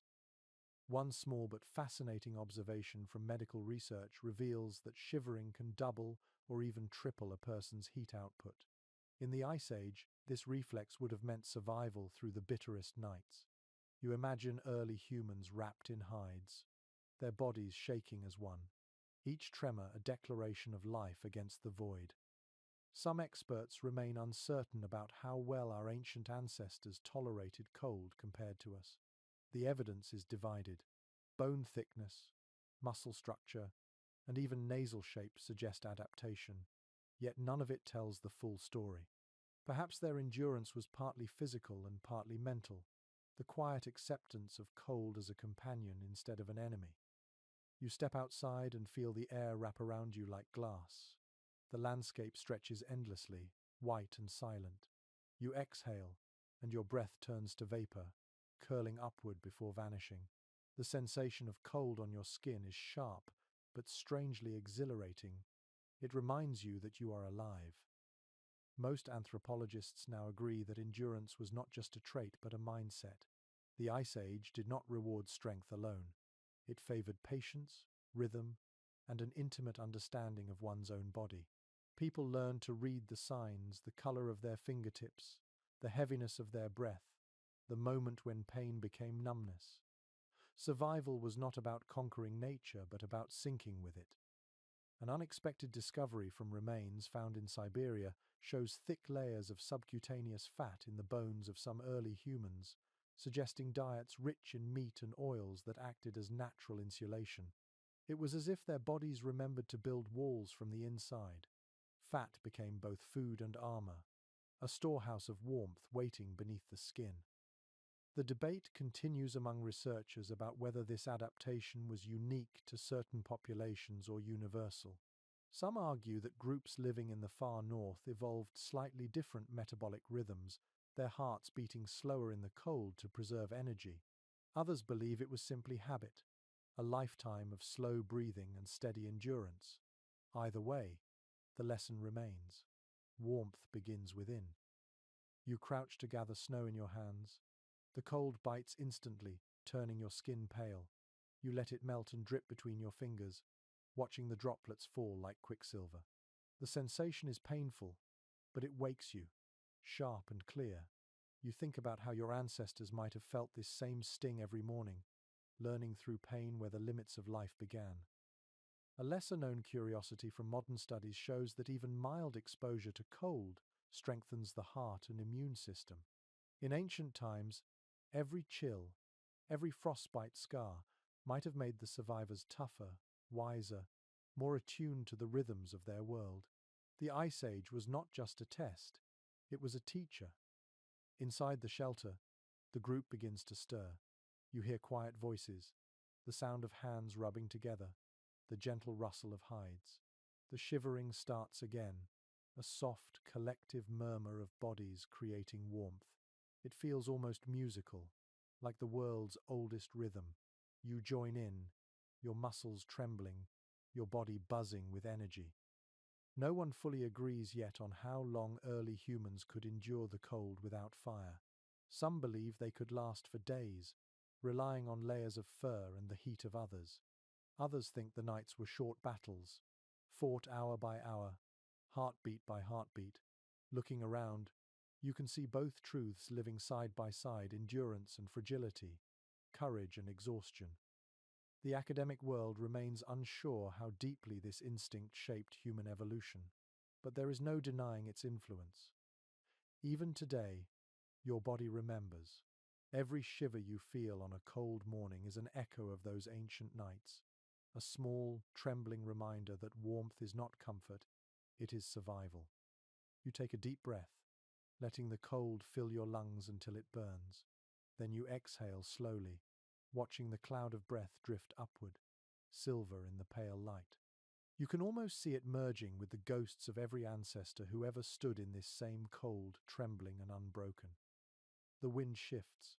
Somewhere far away, a sheet of ice cracks with a deep, resonant sound. It rolls through the air like distant thunder. You stand still and listen, the shiver still rippling faintly through your muscles.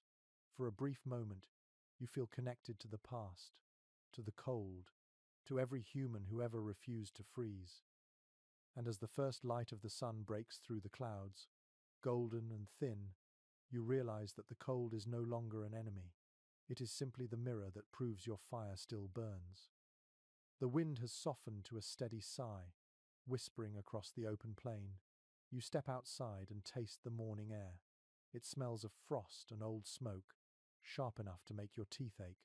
The snow glitters under a pale sun, and you can see faint trails where others have walked, footprints leading from one shelter to another, disappearing into the light. Today is for gathering, for trying to stay warm in ways that seem half logic and half luck. By now, every person in this frozen world has their own trick for holding on to heat. You bend to pick up a handful of dried moss and grass, crush it in your palm, and feel how it traps the air between its fibers. Someone once discovered that stuffing grass or reeds into clothing keeps the body warm longer. It is not beautiful, but it works. Every small discovery becomes part of a growing library of survival. Excavations have shown clear traces of these improvised methods. Bits of moss and hair wedged between layers of hide, animal fat rubbed into garments. and even sealed cracks lined with clay to block the wind. The ingenuity of it all feels endless. People were not inventing comfort, they were inventing persistence. One lesser-known curiosity found in northern burial sites is that hides sometimes contain traces of fermented plant matter. Some scientists believe these were early attempts at softening furs or even using mild fermentation to generate warmth inside shelters. The smell must have been strange, pungent and earthy, but in the Ice Age, scent mattered less than survival. No one fully agrees yet on how far these warmth tricks went. Some evidence suggests that people even coated their bodies in grease or oil to block the wind. It may sound unpleasant now, but such methods worked. Fat sealed moisture in and made skin resistant to frostbite. Hunters who traveled far over snow likely smelled like the animals they hunted. It was camouflage and insulation at once. You kneel beside a small pit where water has frozen into uneven glass. The surface reflects your face distorted by cracks. You touch it lightly, and the ice squeaks beneath your fingers. In a moment of curiosity, you scoop a handful of snow and press it to your lips. The cold bites sharply, but then warmth spreads inside your chest. You remember how people in this time learned to use the body itself as a heat source by moving constantly, by eating steadily, by never resting too long in one place. Most anthropologists now agree that daily movement was vital to surviving ancient winters. Stillness meant freezing. The human body, fueled by meat, fat, and determination, was a walking furnace. To stop was to surrender. That is why the earliest hunters were also dancers, in a way, each motion keeping their fire alive. An unexpected discovery hints that people sometimes built layers of bedding from decaying materials, such as rotting leaves or composted grass. The chemical reaction of decay releases heat, and the slow warmth beneath the sleeping pits might have taken the edge off freezing nights. It is hard to picture now. A soft bed built from controlled rot, a nest alive with gentle heat. The debate continues among researchers about whether this knowledge came by accident or design. Perhaps someone noticed that old piles of grass were warm to the touch and simply copied nature. Whatever the truth, it worked. The ground became an ally. You walk back toward the camp and see a man rubbing thick grease onto his skin. The smell is strong, almost bitter, but the effect is clear. Steam rises from his body as the sunlight catches it. He smiles at you through cracked lips, his eyes tired but calm. Around him, others are doing the same, rubbing oil, adjusting hides, repairing seams with bone needles. It looks more like a ritual than a chore. The academic world remains unsure how much of this behavior was practical and how much symbolic. Did these acts become early forms of ceremony, daily gestures of defiance against the cold? Perhaps both. You can almost imagine them whispering small chants while preparing for the night, asking the earth for warmth, thanking the animals that gave their fat. In this frozen world, even practicality becomes poetry. Researchers have long confirmed that warmth rituals still survive in modern Arctic cultures. The smearing of oil on skin, the rubbing of hands before a journey, the singing of small songs while dressing. These habits are older than any language, carried through memory and instinct. You sit beside the fire, watching steam drift from freshly oiled hides. The smell fills the air, thick and heavy, but it feels safe. You rub a little grease along your hands and notice how it shields the skin from the air. The wind touches you, but it no longer stings. You look at your reflection again in a piece of melted ice and see how your skin glows faintly under the light, as if sealed against the world. Outside, the snow begins to fall again, soft and patient. You listen to the faint hiss as flakes land on warm surfaces and vanish instantly. It feels like a conversation between elements, the ice trying to return, the body refusing to yield. You lean back, feeling the slow rhythm of your heartbeat. Around you, the camp hums with small noises, the scrape of tools, the whisper of fur, the quiet laughter of people who have learned how to keep death waiting. Every trick, every smell, every movement is part of an unspoken agreement with the earth. The warmth here is not luxurious. It is strange, imperfect, human. It lives in grease and breath, in decaying moss, in trembling muscles, in the small courage to touch the cold and keep moving. You close your eyes and breathe deeply, tasting salt, smoke, and something like hope. The night will come again, and it will be cruel. But now, you know too many ways to stay alive. The cold will have to try harder. The air has changed. It carries a faint sweetness now, the kind that comes when the snow begins to thin and the first patches of frozen grass appear along the riverbanks. The sky glows pale gold above the endless white. It is not warmth yet, but a promise of it. You stand at the entrance of your shelter and look toward the south. Somewhere beyond the horizon lies a gentler world, a place where ice melts into streams and the wind carries more scent than silence. You can almost feel the pull in your bones. It is the same instinct that moved entire families long before maps or compasses existed. When the cold tightened its grip, some stayed and learned to endure. Others gathered what they could carry and walked until their shadows lengthened in warmer light. Archaeological evidence suggests that human migration southward during glacial ages was not a single journey but a rhythm repeated over generations. As the ice advanced, people moved. When it retreated, they followed the green back north. It was a dance of survival between climate and courage. The trails they left became the first invisible roads of humanity. One small but fascinating clue found in layers of soil across Europe shows overlapping footprints of adults and children heading in the same direction, pressed deep into ancient mud. The impressions are preserved so clearly that you can see the size of their steps.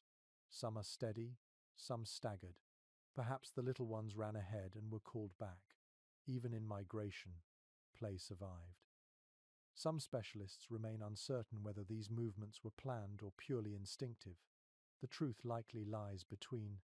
The old world taught people to listen to the language of the wind, to read the smell of the air, the tilt of the sun, the sound of cracking ice. When rivers began to sing instead of groan, it was time to move. You imagine the scene now. A long line of figures stretching across the tundra, bundled in hides, carrying bundles of dried meat and bone tools. Their breath rises in soft clouds as they trudge through knee-deep snow. At the front, someone leads with a stick, testing the ground for hidden ice. Behind them, children walk half asleep, their faces wrapped in fur. The landscape seems endless, but hope moves them one step at a time. Researchers have long confirmed that these migrations connected isolated bands into larger networks. When families met others along the way, they shared food, warmth, and knowledge. From those meetings came trade, alliances, and the slow weaving of culture. The cold that once divided humanity began to unite it. An unexpected discovery hints that some groups traveled with dogs or early domesticated wolves. Their bones appear alongside human remains in southern migration sites, suggesting companionship on the long journey. You can picture it easily, the low panting of an animal beside you, the crunch of its paws in the snow, the shared breath as both human and beast fight the same wind. The debate continues among researchers about how far these migrations reached. Some evidence shows that families from the north crossed entire continents in search of new hunting grounds, while others moved only short distances, enough to find new shelter. But every movement, no matter how small, changed the shape of history. Each step carried warmth forward. Most anthropologists now agree that this constant motion helped humans adapt to changing climates faster than any other species. The ability to leave behind what no longer served and walk into the unknown became our greatest inheritance. To migrate was to survive. You take a step into the snow and feel it crunch beneath your feet. The cold bites at your ankles, but the sun above feels gentler now. The air smells faintly of water and pine resin, hints of the thaw to come. Somewhere ahead, rivers will run again, fish will return, and the world will turn green. You look back at the shelter behind you. The smoke rising from its chimney curls softly in the breeze. People still sleep inside, unaware that the earth is already shifting beneath them. You understand now why migrations never happened all at once. Some stayed because they had learned to make peace with the cold, others left because they still dreamed of warmth. A lesser-known curiosity from ancient DNA studies shows that many of the people who migrated south later returned generations afterward, bringing new knowledge and tools. It was not a one-way escape, but a cycle, a dialogue between worlds. Each movement left traces, stories carried in blood and memory. The academic world remains unsure how migration shaped the mind itself, but it likely changed the way humans thought about time and place. When you keep moving, the world no longer feels endless. It feels connected. The horizon becomes a door, not a boundary. You tighten the strap of your fur cloak and begin to walk. The snow glows beneath your feet, and every step feels both ancient and new. The cold still clings to you, but it is softer now, more forgiving. You imagine your ancestors walking beside you, their footprints overlapping yours, their breath mingling with your own. The journey is long, but each mile southward feels like waking from a long sleep. The air grows lighter. The silence begins to break. Birds call faintly in the distance, their voices thin but clear. You smile, because even in this frozen age, spring always finds its way. And as the sun climbs higher, you realize that migration was never just about escaping the cold. It was about following warmth wherever it lived inside the earth, inside the sky, inside the human heart. The world grows quieter as the last ice begins to melt. Streams carve paths through snowbanks, and mist rises from the ground where the sun touches it. You can hear water trickling under thin sheets of frost, the first voice of spring returning to the land. The people around you gather near a fire that burns bright and steady, its smoke curling upward into the pale sky. They no longer crouch around it for survival alone. Tonight, the flame is not just heat, it is meaning. For generations, fire had been a fragile tool, something borrowed from lightning or coaxed from stone. Now it has become something more. Archaeological evidence suggests that by this stage, humans had begun to treat fire as a companion, a sacred force woven into daily life. Hearths were no longer scattered, they were central. Each camp, each home, each gathering had its own fire at the heart, tended with care as if it could feel hunger and satisfaction. An unexpected discovery hints that the ashes of these fires were sometimes buried under new hearths when groups moved on, almost like planting seeds of warmth for those who would come later. This ritual shows that fire had stopped being only a physical tool. It had become a link between people, a living thread of memory. Researchers have long confirmed that traces of burned bones and arranged stones mark the shift from practical fires to ceremonial ones. Patterns of charcoal circles suggest dancing or chanting around flames. The fire was now a meeting place for stories, decisions, and the quiet comfort of seeing light move across familiar faces. You watch the fire in front of you and feel that same old hypnotic pull. The glow touches your skin like the sun's distant cousin. The heat rises in waves, soft and steady. Someone adds a piece of wood, and the flame responds, brightening as if it understands.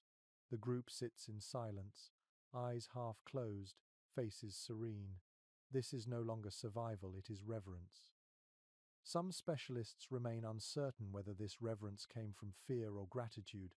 Was fire seen as a spirit to be obeyed, or a gift to be celebrated? The evidence leans both ways. In some sites, fire pits contain animal bones arranged carefully as offerings. In others, the ashes of old fires were mixed with fresh ones, perhaps to carry the memory of ancestors forward. Whatever the reason, fire had taken on a personality of its own. You close your eyes and imagine the earliest fire rituals. A small group gathers at twilight, the air still cold enough to bite. They feed the fire bits of fat and dried herbs. The scent thickens, filling the air with sweetness and smoke. Someone hums softly, a tune without words. The firelight flickers on faces turned upward. No one speaks, but the silence is full of emotion. Gratitude, awe, perhaps even fear. Most anthropologists now agree that the mastery of fire did more than change how people lived. It changed how they thought. The constant, Dancing light invited imagination. It created stories, shadows, and shapes. Around the hearth, the mind could wander beyond the visible world. The first myths, the first gods, the first prayers were likely born here, in the warmth that pushed back the dark. A small but fascinating clue from early burial sites reveals traces of ash mixed with human remains, as if fire was used to send the dead into another realm. Perhaps they believed that the flame was a bridge, carrying life from one side to the next. The flicker became a symbol of continuity, of something that could never truly die. The debate continues among researchers about how far back these symbolic uses go. Some suggest they began more than 40,000 years ago, others much later. But the emotional truth feels timeless. Once you can control fire, you must also learn to honor it. Power and humility became intertwined in its glow. You sit beside the fire, listening to the sound it makes, the soft pop of sap bursting, the crackle of wood, the low hiss of smoke.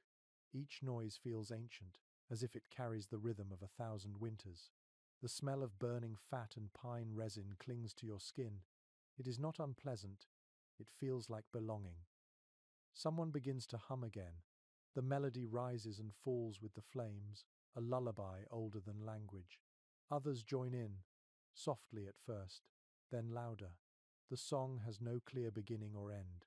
It feels like the heartbeat of the fire itself. You can see the reflections dancing in everyone's eyes, small suns flickering within each person. The academic world remains unsure whether such gatherings were social, religious, or both. But sitting here, you can feel that it does not matter. The fire has become something that unites everyone. It is warmth shared, fear soothed, wonder awakened. It is life made visible. You reach out and place your hand near the flame, close enough to feel its pulse, but not its pain. The air shimmers between your fingers and the light. For a moment, it feels as if the fire is breathing with you, exhaling warmth as you inhale calm.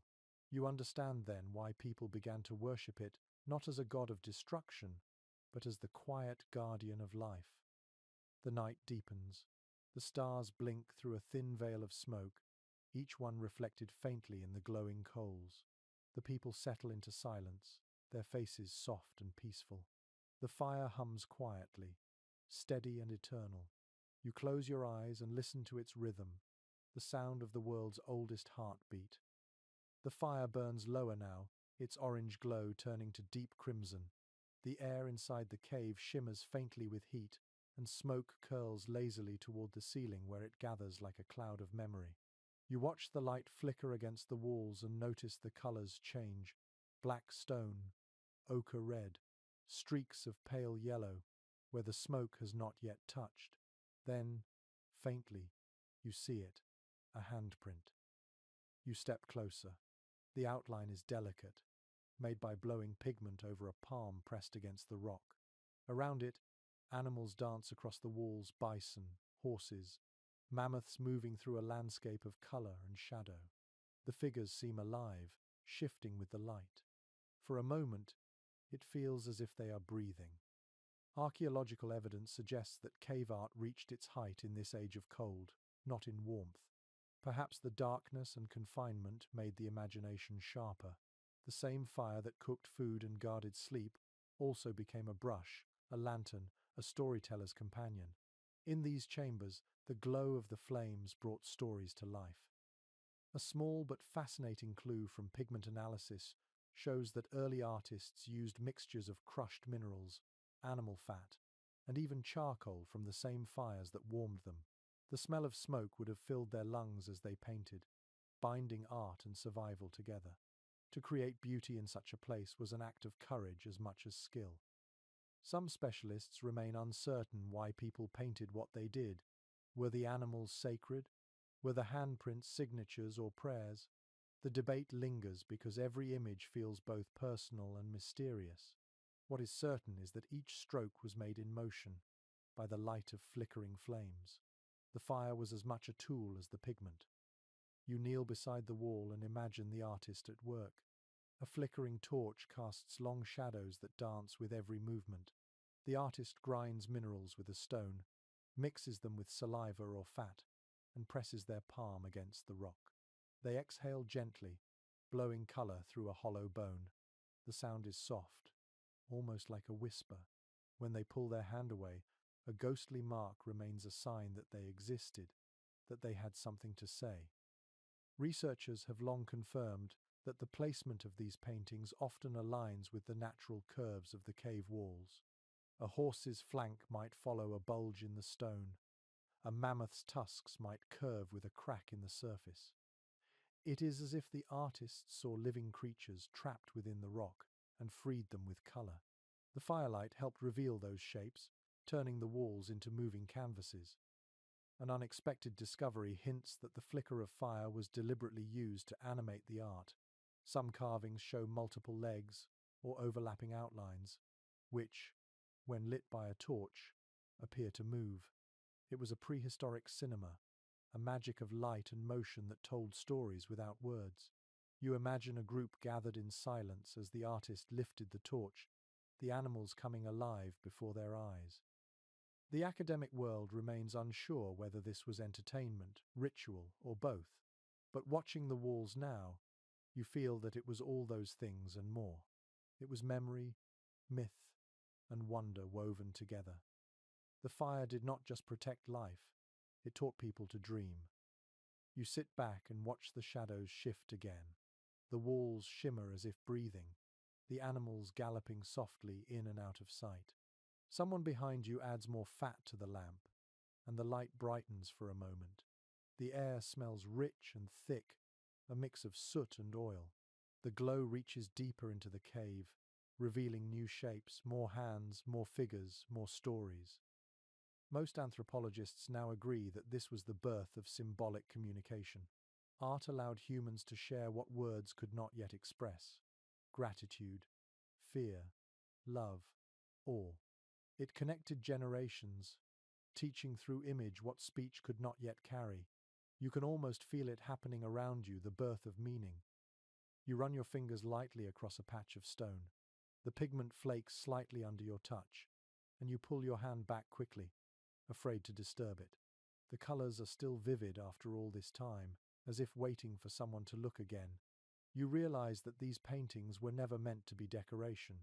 They were conversations with eternity. Somewhere behind you, a child giggles. The sound bounces off the walls, echoing into the painted chamber. The laughter mingles with the flicker of the fire, and for a moment it feels like the animals are laughing too. The room feels full of life, full of motion, full of warmth. You close your eyes and let the light dance behind your eyelids. The crackle of fire, the smell of pigment, the whisper of breath, they blend together into a slow rhythm, the same rhythm that has carried through every age. Humans create because they must. Even in cold and darkness, they find beauty, especially then. The fire pops once, sending a small shower of sparks upward. The glow reflects off the painted walls, and the animals seem to leap again. You can almost hear the hooves on stone, the breath of bison, the rush of life inside stillness. You open your eyes and smile. In this small chamber, surrounded by color and flame, you understand that warmth is not only a matter of heat, it is imagination made visible, memory painted in light. The Ice Age may have been frozen, but inside these caves, humanity was on fire. The fire crackles softly, its glow spreading across the faces gathered around it. The air feels calm, almost tender. You watch as one person passes a glowing coal to another, careful and deliberate, the exchange wordless but full of meaning. In this moment, warmth itself is a language. It travels from hand to hand, from breath to breath, an unspoken promise that no one will be left cold tonight. Archaeological evidence suggests that sharing heat and fire became one of the earliest social rituals among humans. In ancient campsites, hearths were often placed at the center of communal spaces, their ashes showing signs of constant tending. Fire was not owned by one, it belonged to all.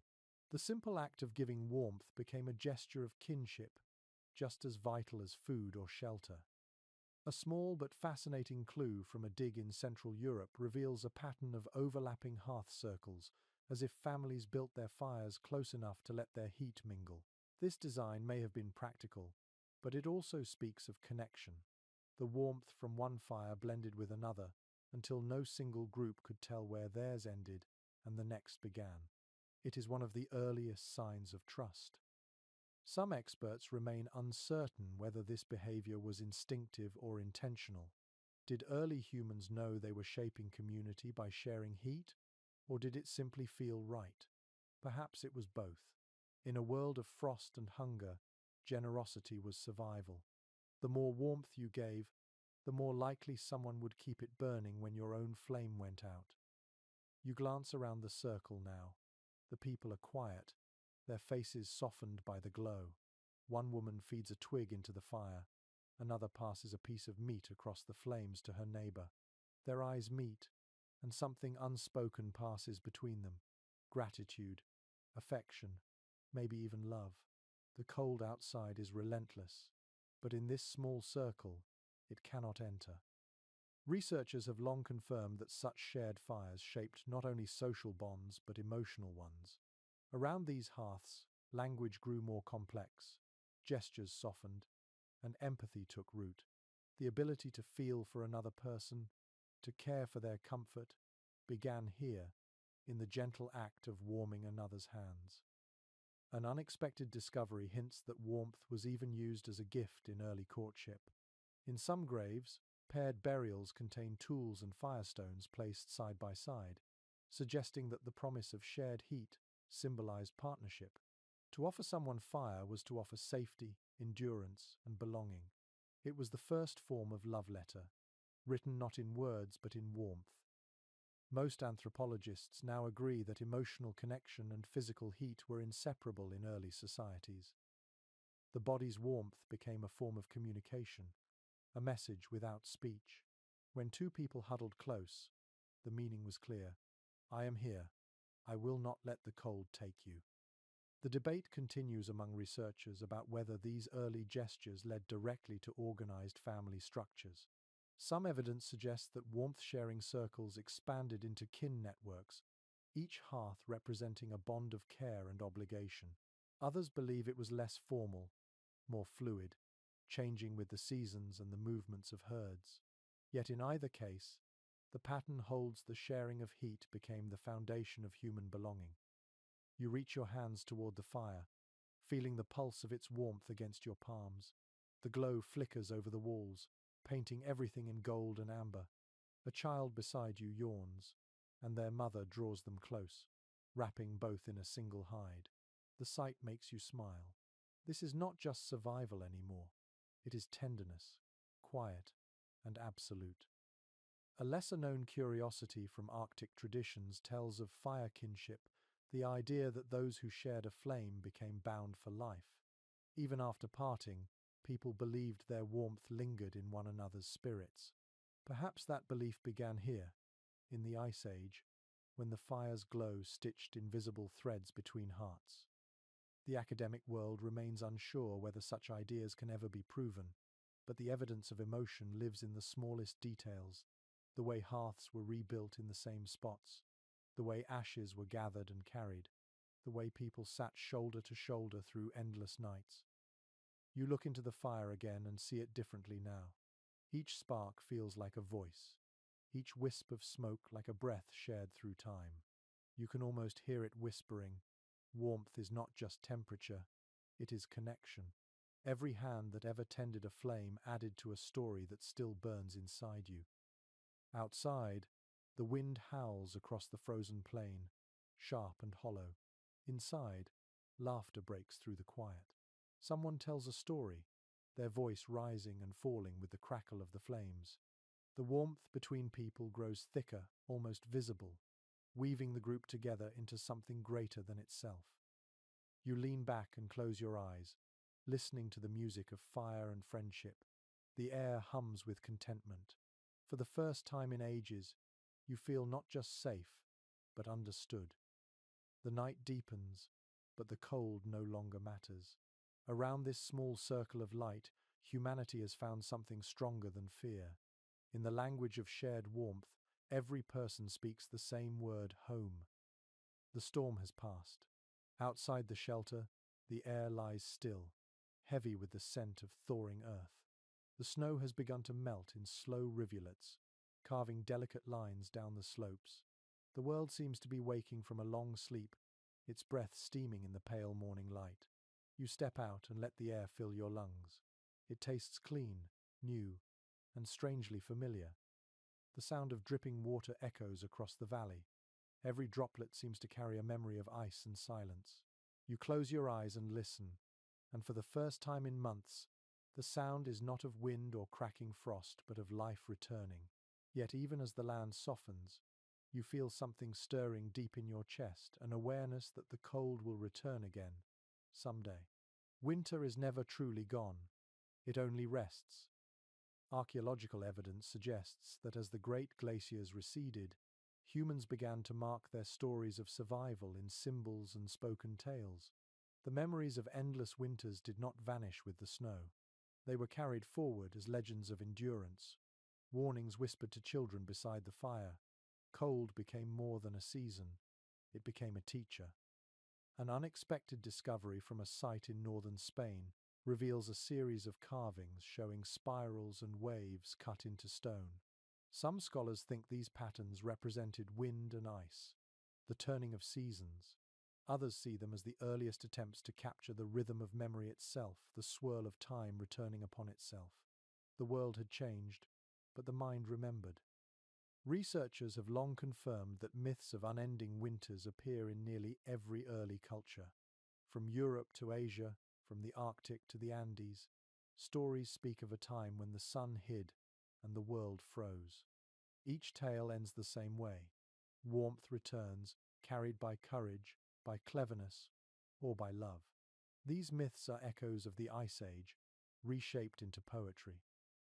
Some experts remain uncertain whether the earliest storytellers truly meant to preserve history or simply to make sense of it. The line between explanation and remembrance blurs easily when life depends on both. A story told often enough becomes a truth, even when its facts fade. The people who once fought the cold with breath and bone became ancestors larger than life. You crouch beside a shallow pool and watch your reflection ripple. Behind it, the horizon gleams with melting ice. You imagine the first storytellers sitting in places like this, speaking softly to listeners gathered around flickering light. They would have described storms so fierce they could swallow the world, nights that stretched forever, and the moment when warmth returned. Each retelling turned hardship into heritage. A small but fascinating clue from early burial sites shows that many graves contain charcoal or small burned stones, even in regions where the climate had already warmed. Some archaeologists think this was symbolic, a tribute to the fire that carried their ancestors through the cold.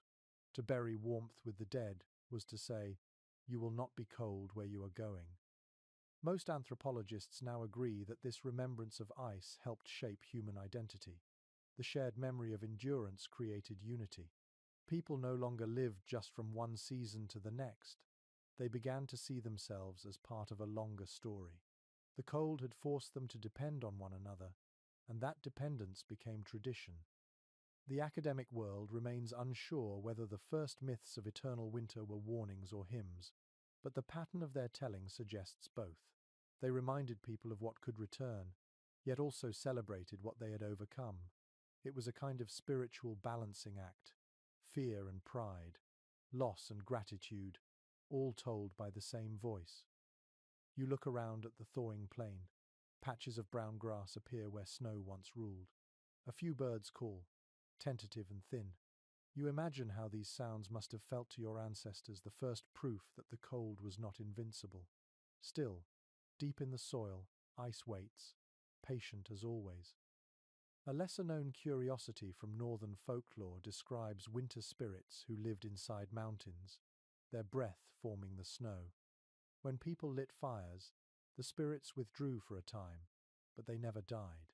The story carries a quiet wisdom. Warmth and cold exist together, each giving meaning to the other. Humanity learned not to defeat the cold, but to dance with it. You kneel and touch the damp earth, feeling how soft it has become. The chill seeps into your fingers, but it no longer feels like an enemy. It feels like an old friend. You smile at the thought. Without the long winters, there would be no firelight stories, no painted caves, no shared warmth passed from hand to hand. The struggle made the species human. You take one last look at the horizon, where the snow still clings to the distant peaks. The sun glances off it, brilliant and sharp. For a moment, the light and the ice seem to merge, the memory of cold shining inside the promise of warmth. The wind carries that memory forward, whispering through the valleys and across the ages. You turn back toward your shelter. The fire inside has burned low, but the coals are still alive, glowing red beneath the ash. You crouch beside them and blow gently until the light brightens again. The smoke curls upward, and you whisper into it, not a prayer, not a story, but something in between, a quiet thank you to the cold for teaching you how to endure. The fire burns quietly as morning rises. You wake slowly, feeling the warmth on your face, and realize that the air is no longer freezing. It is cool but gentle, carrying the faint smell of damp soil and grass. The earth is waking again. Yet as you stretch and listen to the soft crackle of the coals, something inside you stirs, a small ache that feels almost like homesickness. The cold is gone, and still, you miss it. You step outside and see the world bathed in pale light.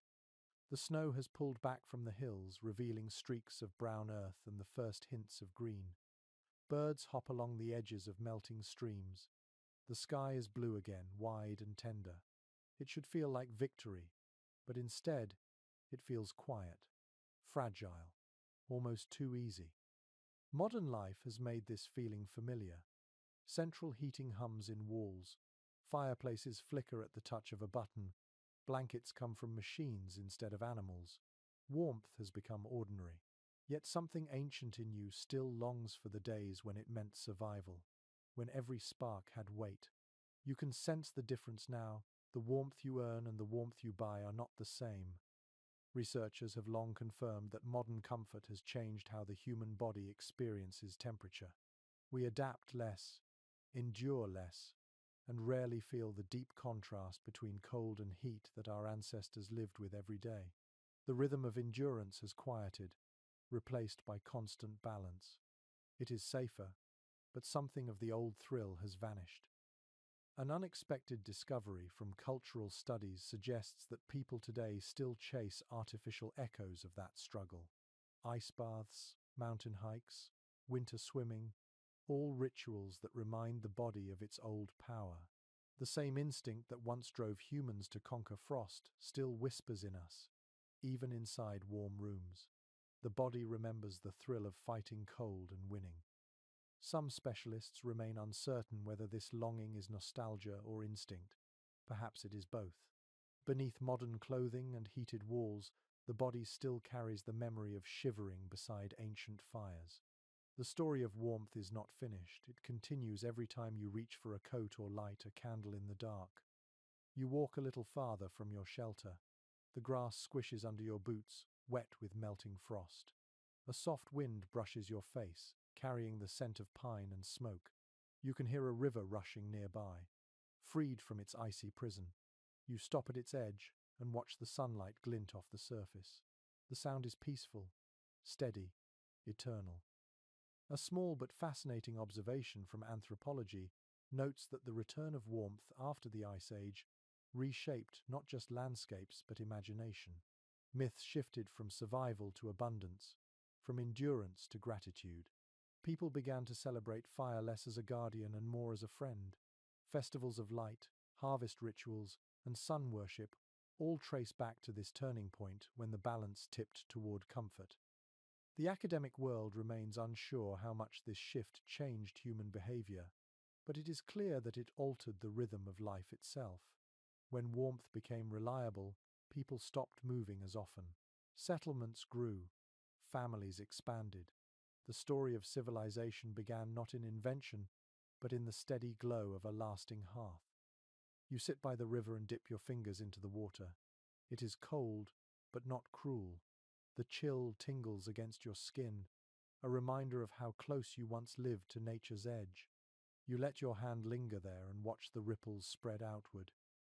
They carry your reflection in fragments, breaking and reforming, just as humanity has done through ages of frost and flame. Most anthropologists now agree that warmth changed what it meant to be human. It gave space for rest, thought, and dreaming. The same fires that once kept the wolves away began to light the paths of ideas. Comfort made time for curiosity. You think of the painted caves, the music of bone flutes, the soft songs that once filled the night. All of them were born from the first moments when warmth gave people time to wonder. A lesser-known curiosity from psychology says that humans still link warmth with kindness. When someone holds a warm drink, they judge others more gently. When rooms are warmer, people feel more generous. It is as though our bodies never forgot what shared heat meant. Safety, care, trust. Fire may have become invisible inside wires and walls, but its lesson still burns in the mind. You rise and begin to walk back toward your camp. The wind moves gently through the grass, whispering across the land that once froze solid. Every step feels lighter. Yet you cannot help but glance toward the north, where snow still lingers in the distant peaks. There is something noble in that cold, something honest. It shaped you. It shaped everyone. You reach your shelter and sit before the fire once more. The coals are fading now, grey and quiet, but their warmth lingers in the air. You hold your hands close, not because you need to, but because it feels right. The flicker of heat against your palms reminds you of every ancestor who once did the same. The cold outside no longer threatens you, but it still speaks. It says, "Remember me. Remember what it took to make this flame." You nod silently. The fire crackles, answering in its own language. You smile, feeling the balance between two worlds, one of stone and snow, one of light and comfort alive within you. The last night arrives quietly. The sky above is clear, a deep indigo filled with stars so bright they look close enough to touch. You sit by the fire, feeling its gentle warmth against your knees, and listen to the world around you. The snow is gone, but the air still carries a trace of cold, a whisper from the past. The flame burns softly, its light turning the nearby stones to gold. Everything feels still, as if time itself has paused to watch. You look at your hands, scarred and weathered by the long winter, and think of every moment that brought you here. The hunger, the cold nights, the songs beside dying embers, the first fire that caught after dozens of failed sparks, the touch of another's hand in the dark, when the wind screamed outside. The world has changed 1,000 times since then, but warmth has always meant the same thing: survival, comfort, and love. Archaeological evidence shows that as the Ice Age ended, the hearth remained the heart of every home. People carried the memory of those ancient fires into new villages, building clay ovens, stone hearths, and eventually metal stoves. The designs changed, but the meaning stayed the same. Each flame was a connection to ancestors who once fought frost with courage and imagination. An unexpected discovery from early agricultural sites reveals that families often kept small hearth fires burning even during warm seasons. It was not for heat, but for presence. Fire had become a symbol of continuity, a reminder that life should never be taken for granted. It marked the rhythm of days, from cooking to storytelling to prayer. Some specialists remain uncertain why humanity's relationship with fire became so emotional. Maybe it was gratitude for the light in the darkness, or maybe the memory of fear never truly faded. The flames that once saved lives also carried the echo of those who froze before learning to make them. To honor fire was to honor the journey from fear to mastery. You stare into your own flame now. Its movement is hypnotic, its color deep and alive. Every spark feels like a heartbeat. Around you, the land is silent. Somewhere far away, a river hums beneath the stars. You feel a deep peace settle into your bones. For the first time, you realize the story of warmth is not just history, It is the shape of what it means to be human. Researchers have long confirmed that the domestication of fire paved the way for every advancement that followed. It cooked food, shaped tools, hardened clay, and forged metal. But beyond those achievements, it shaped emotion. It made people linger together, made them talk, share, and dream. Civilization was not born from stone or iron, but from the quiet gatherings around a glow. A lesser-known curiosity from ancient folklore describes the fire spirit not as a god but as a messenger. Its purpose was to remind humanity of its fragility, to keep humility alive in the warmth of power. That belief still lingers in every candle we light, in every hearth we build without quite knowing why it comforts us so deeply. The academic world remains unsure how long ago the first myths of eternal fire began, but they appear everywhere. Stories of sacred flames that must never die, temples guarded by keepers of the light. All of them trace their ancestry to these ancient nights of survival, to the moment when the first spark defied the cold and said, "I will stay." You take a slow breath. The air smells faintly of smoke and pine resin. The heat against your palms feels steady, calm. The stars above seem to pulse with the same rhythm. You close your eyes and imagine your ancestors' hands beside yours, feeding their own fires, whispering the same silent prayers for warmth, safety, and tomorrow. You realize that nothing separates you from them except time. The instinct to seek heat, to share it, to protect it, lives in every cell of your body. The fire begins to fade now, shrinking into glowing coals. You do not move to feed it. Instead, you sit and watch it settle. The world is quiet, kind. The cold outside has lost its power.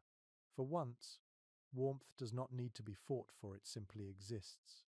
And in that calm, you understand that the story is ending. You smile faintly and whisper to the fire, thanking it for its company, for its patience, for its light. The flames waver, then still. The smoke rises one last time, carrying your breath into the dark sky. You feel it drift upward, joining the stars, joining every spark that ever burned in every night before this one. You stay seated long after the last ember fades. The silence is gentle now, not the heavy stillness of fear, but the soft quiet of peace.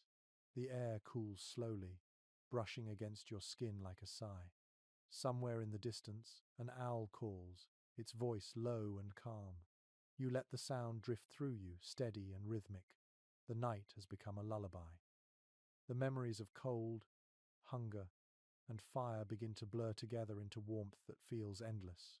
You think of all those who came before, hands striking stones, hearts beating fast, eyes watching the first sparks leap into being.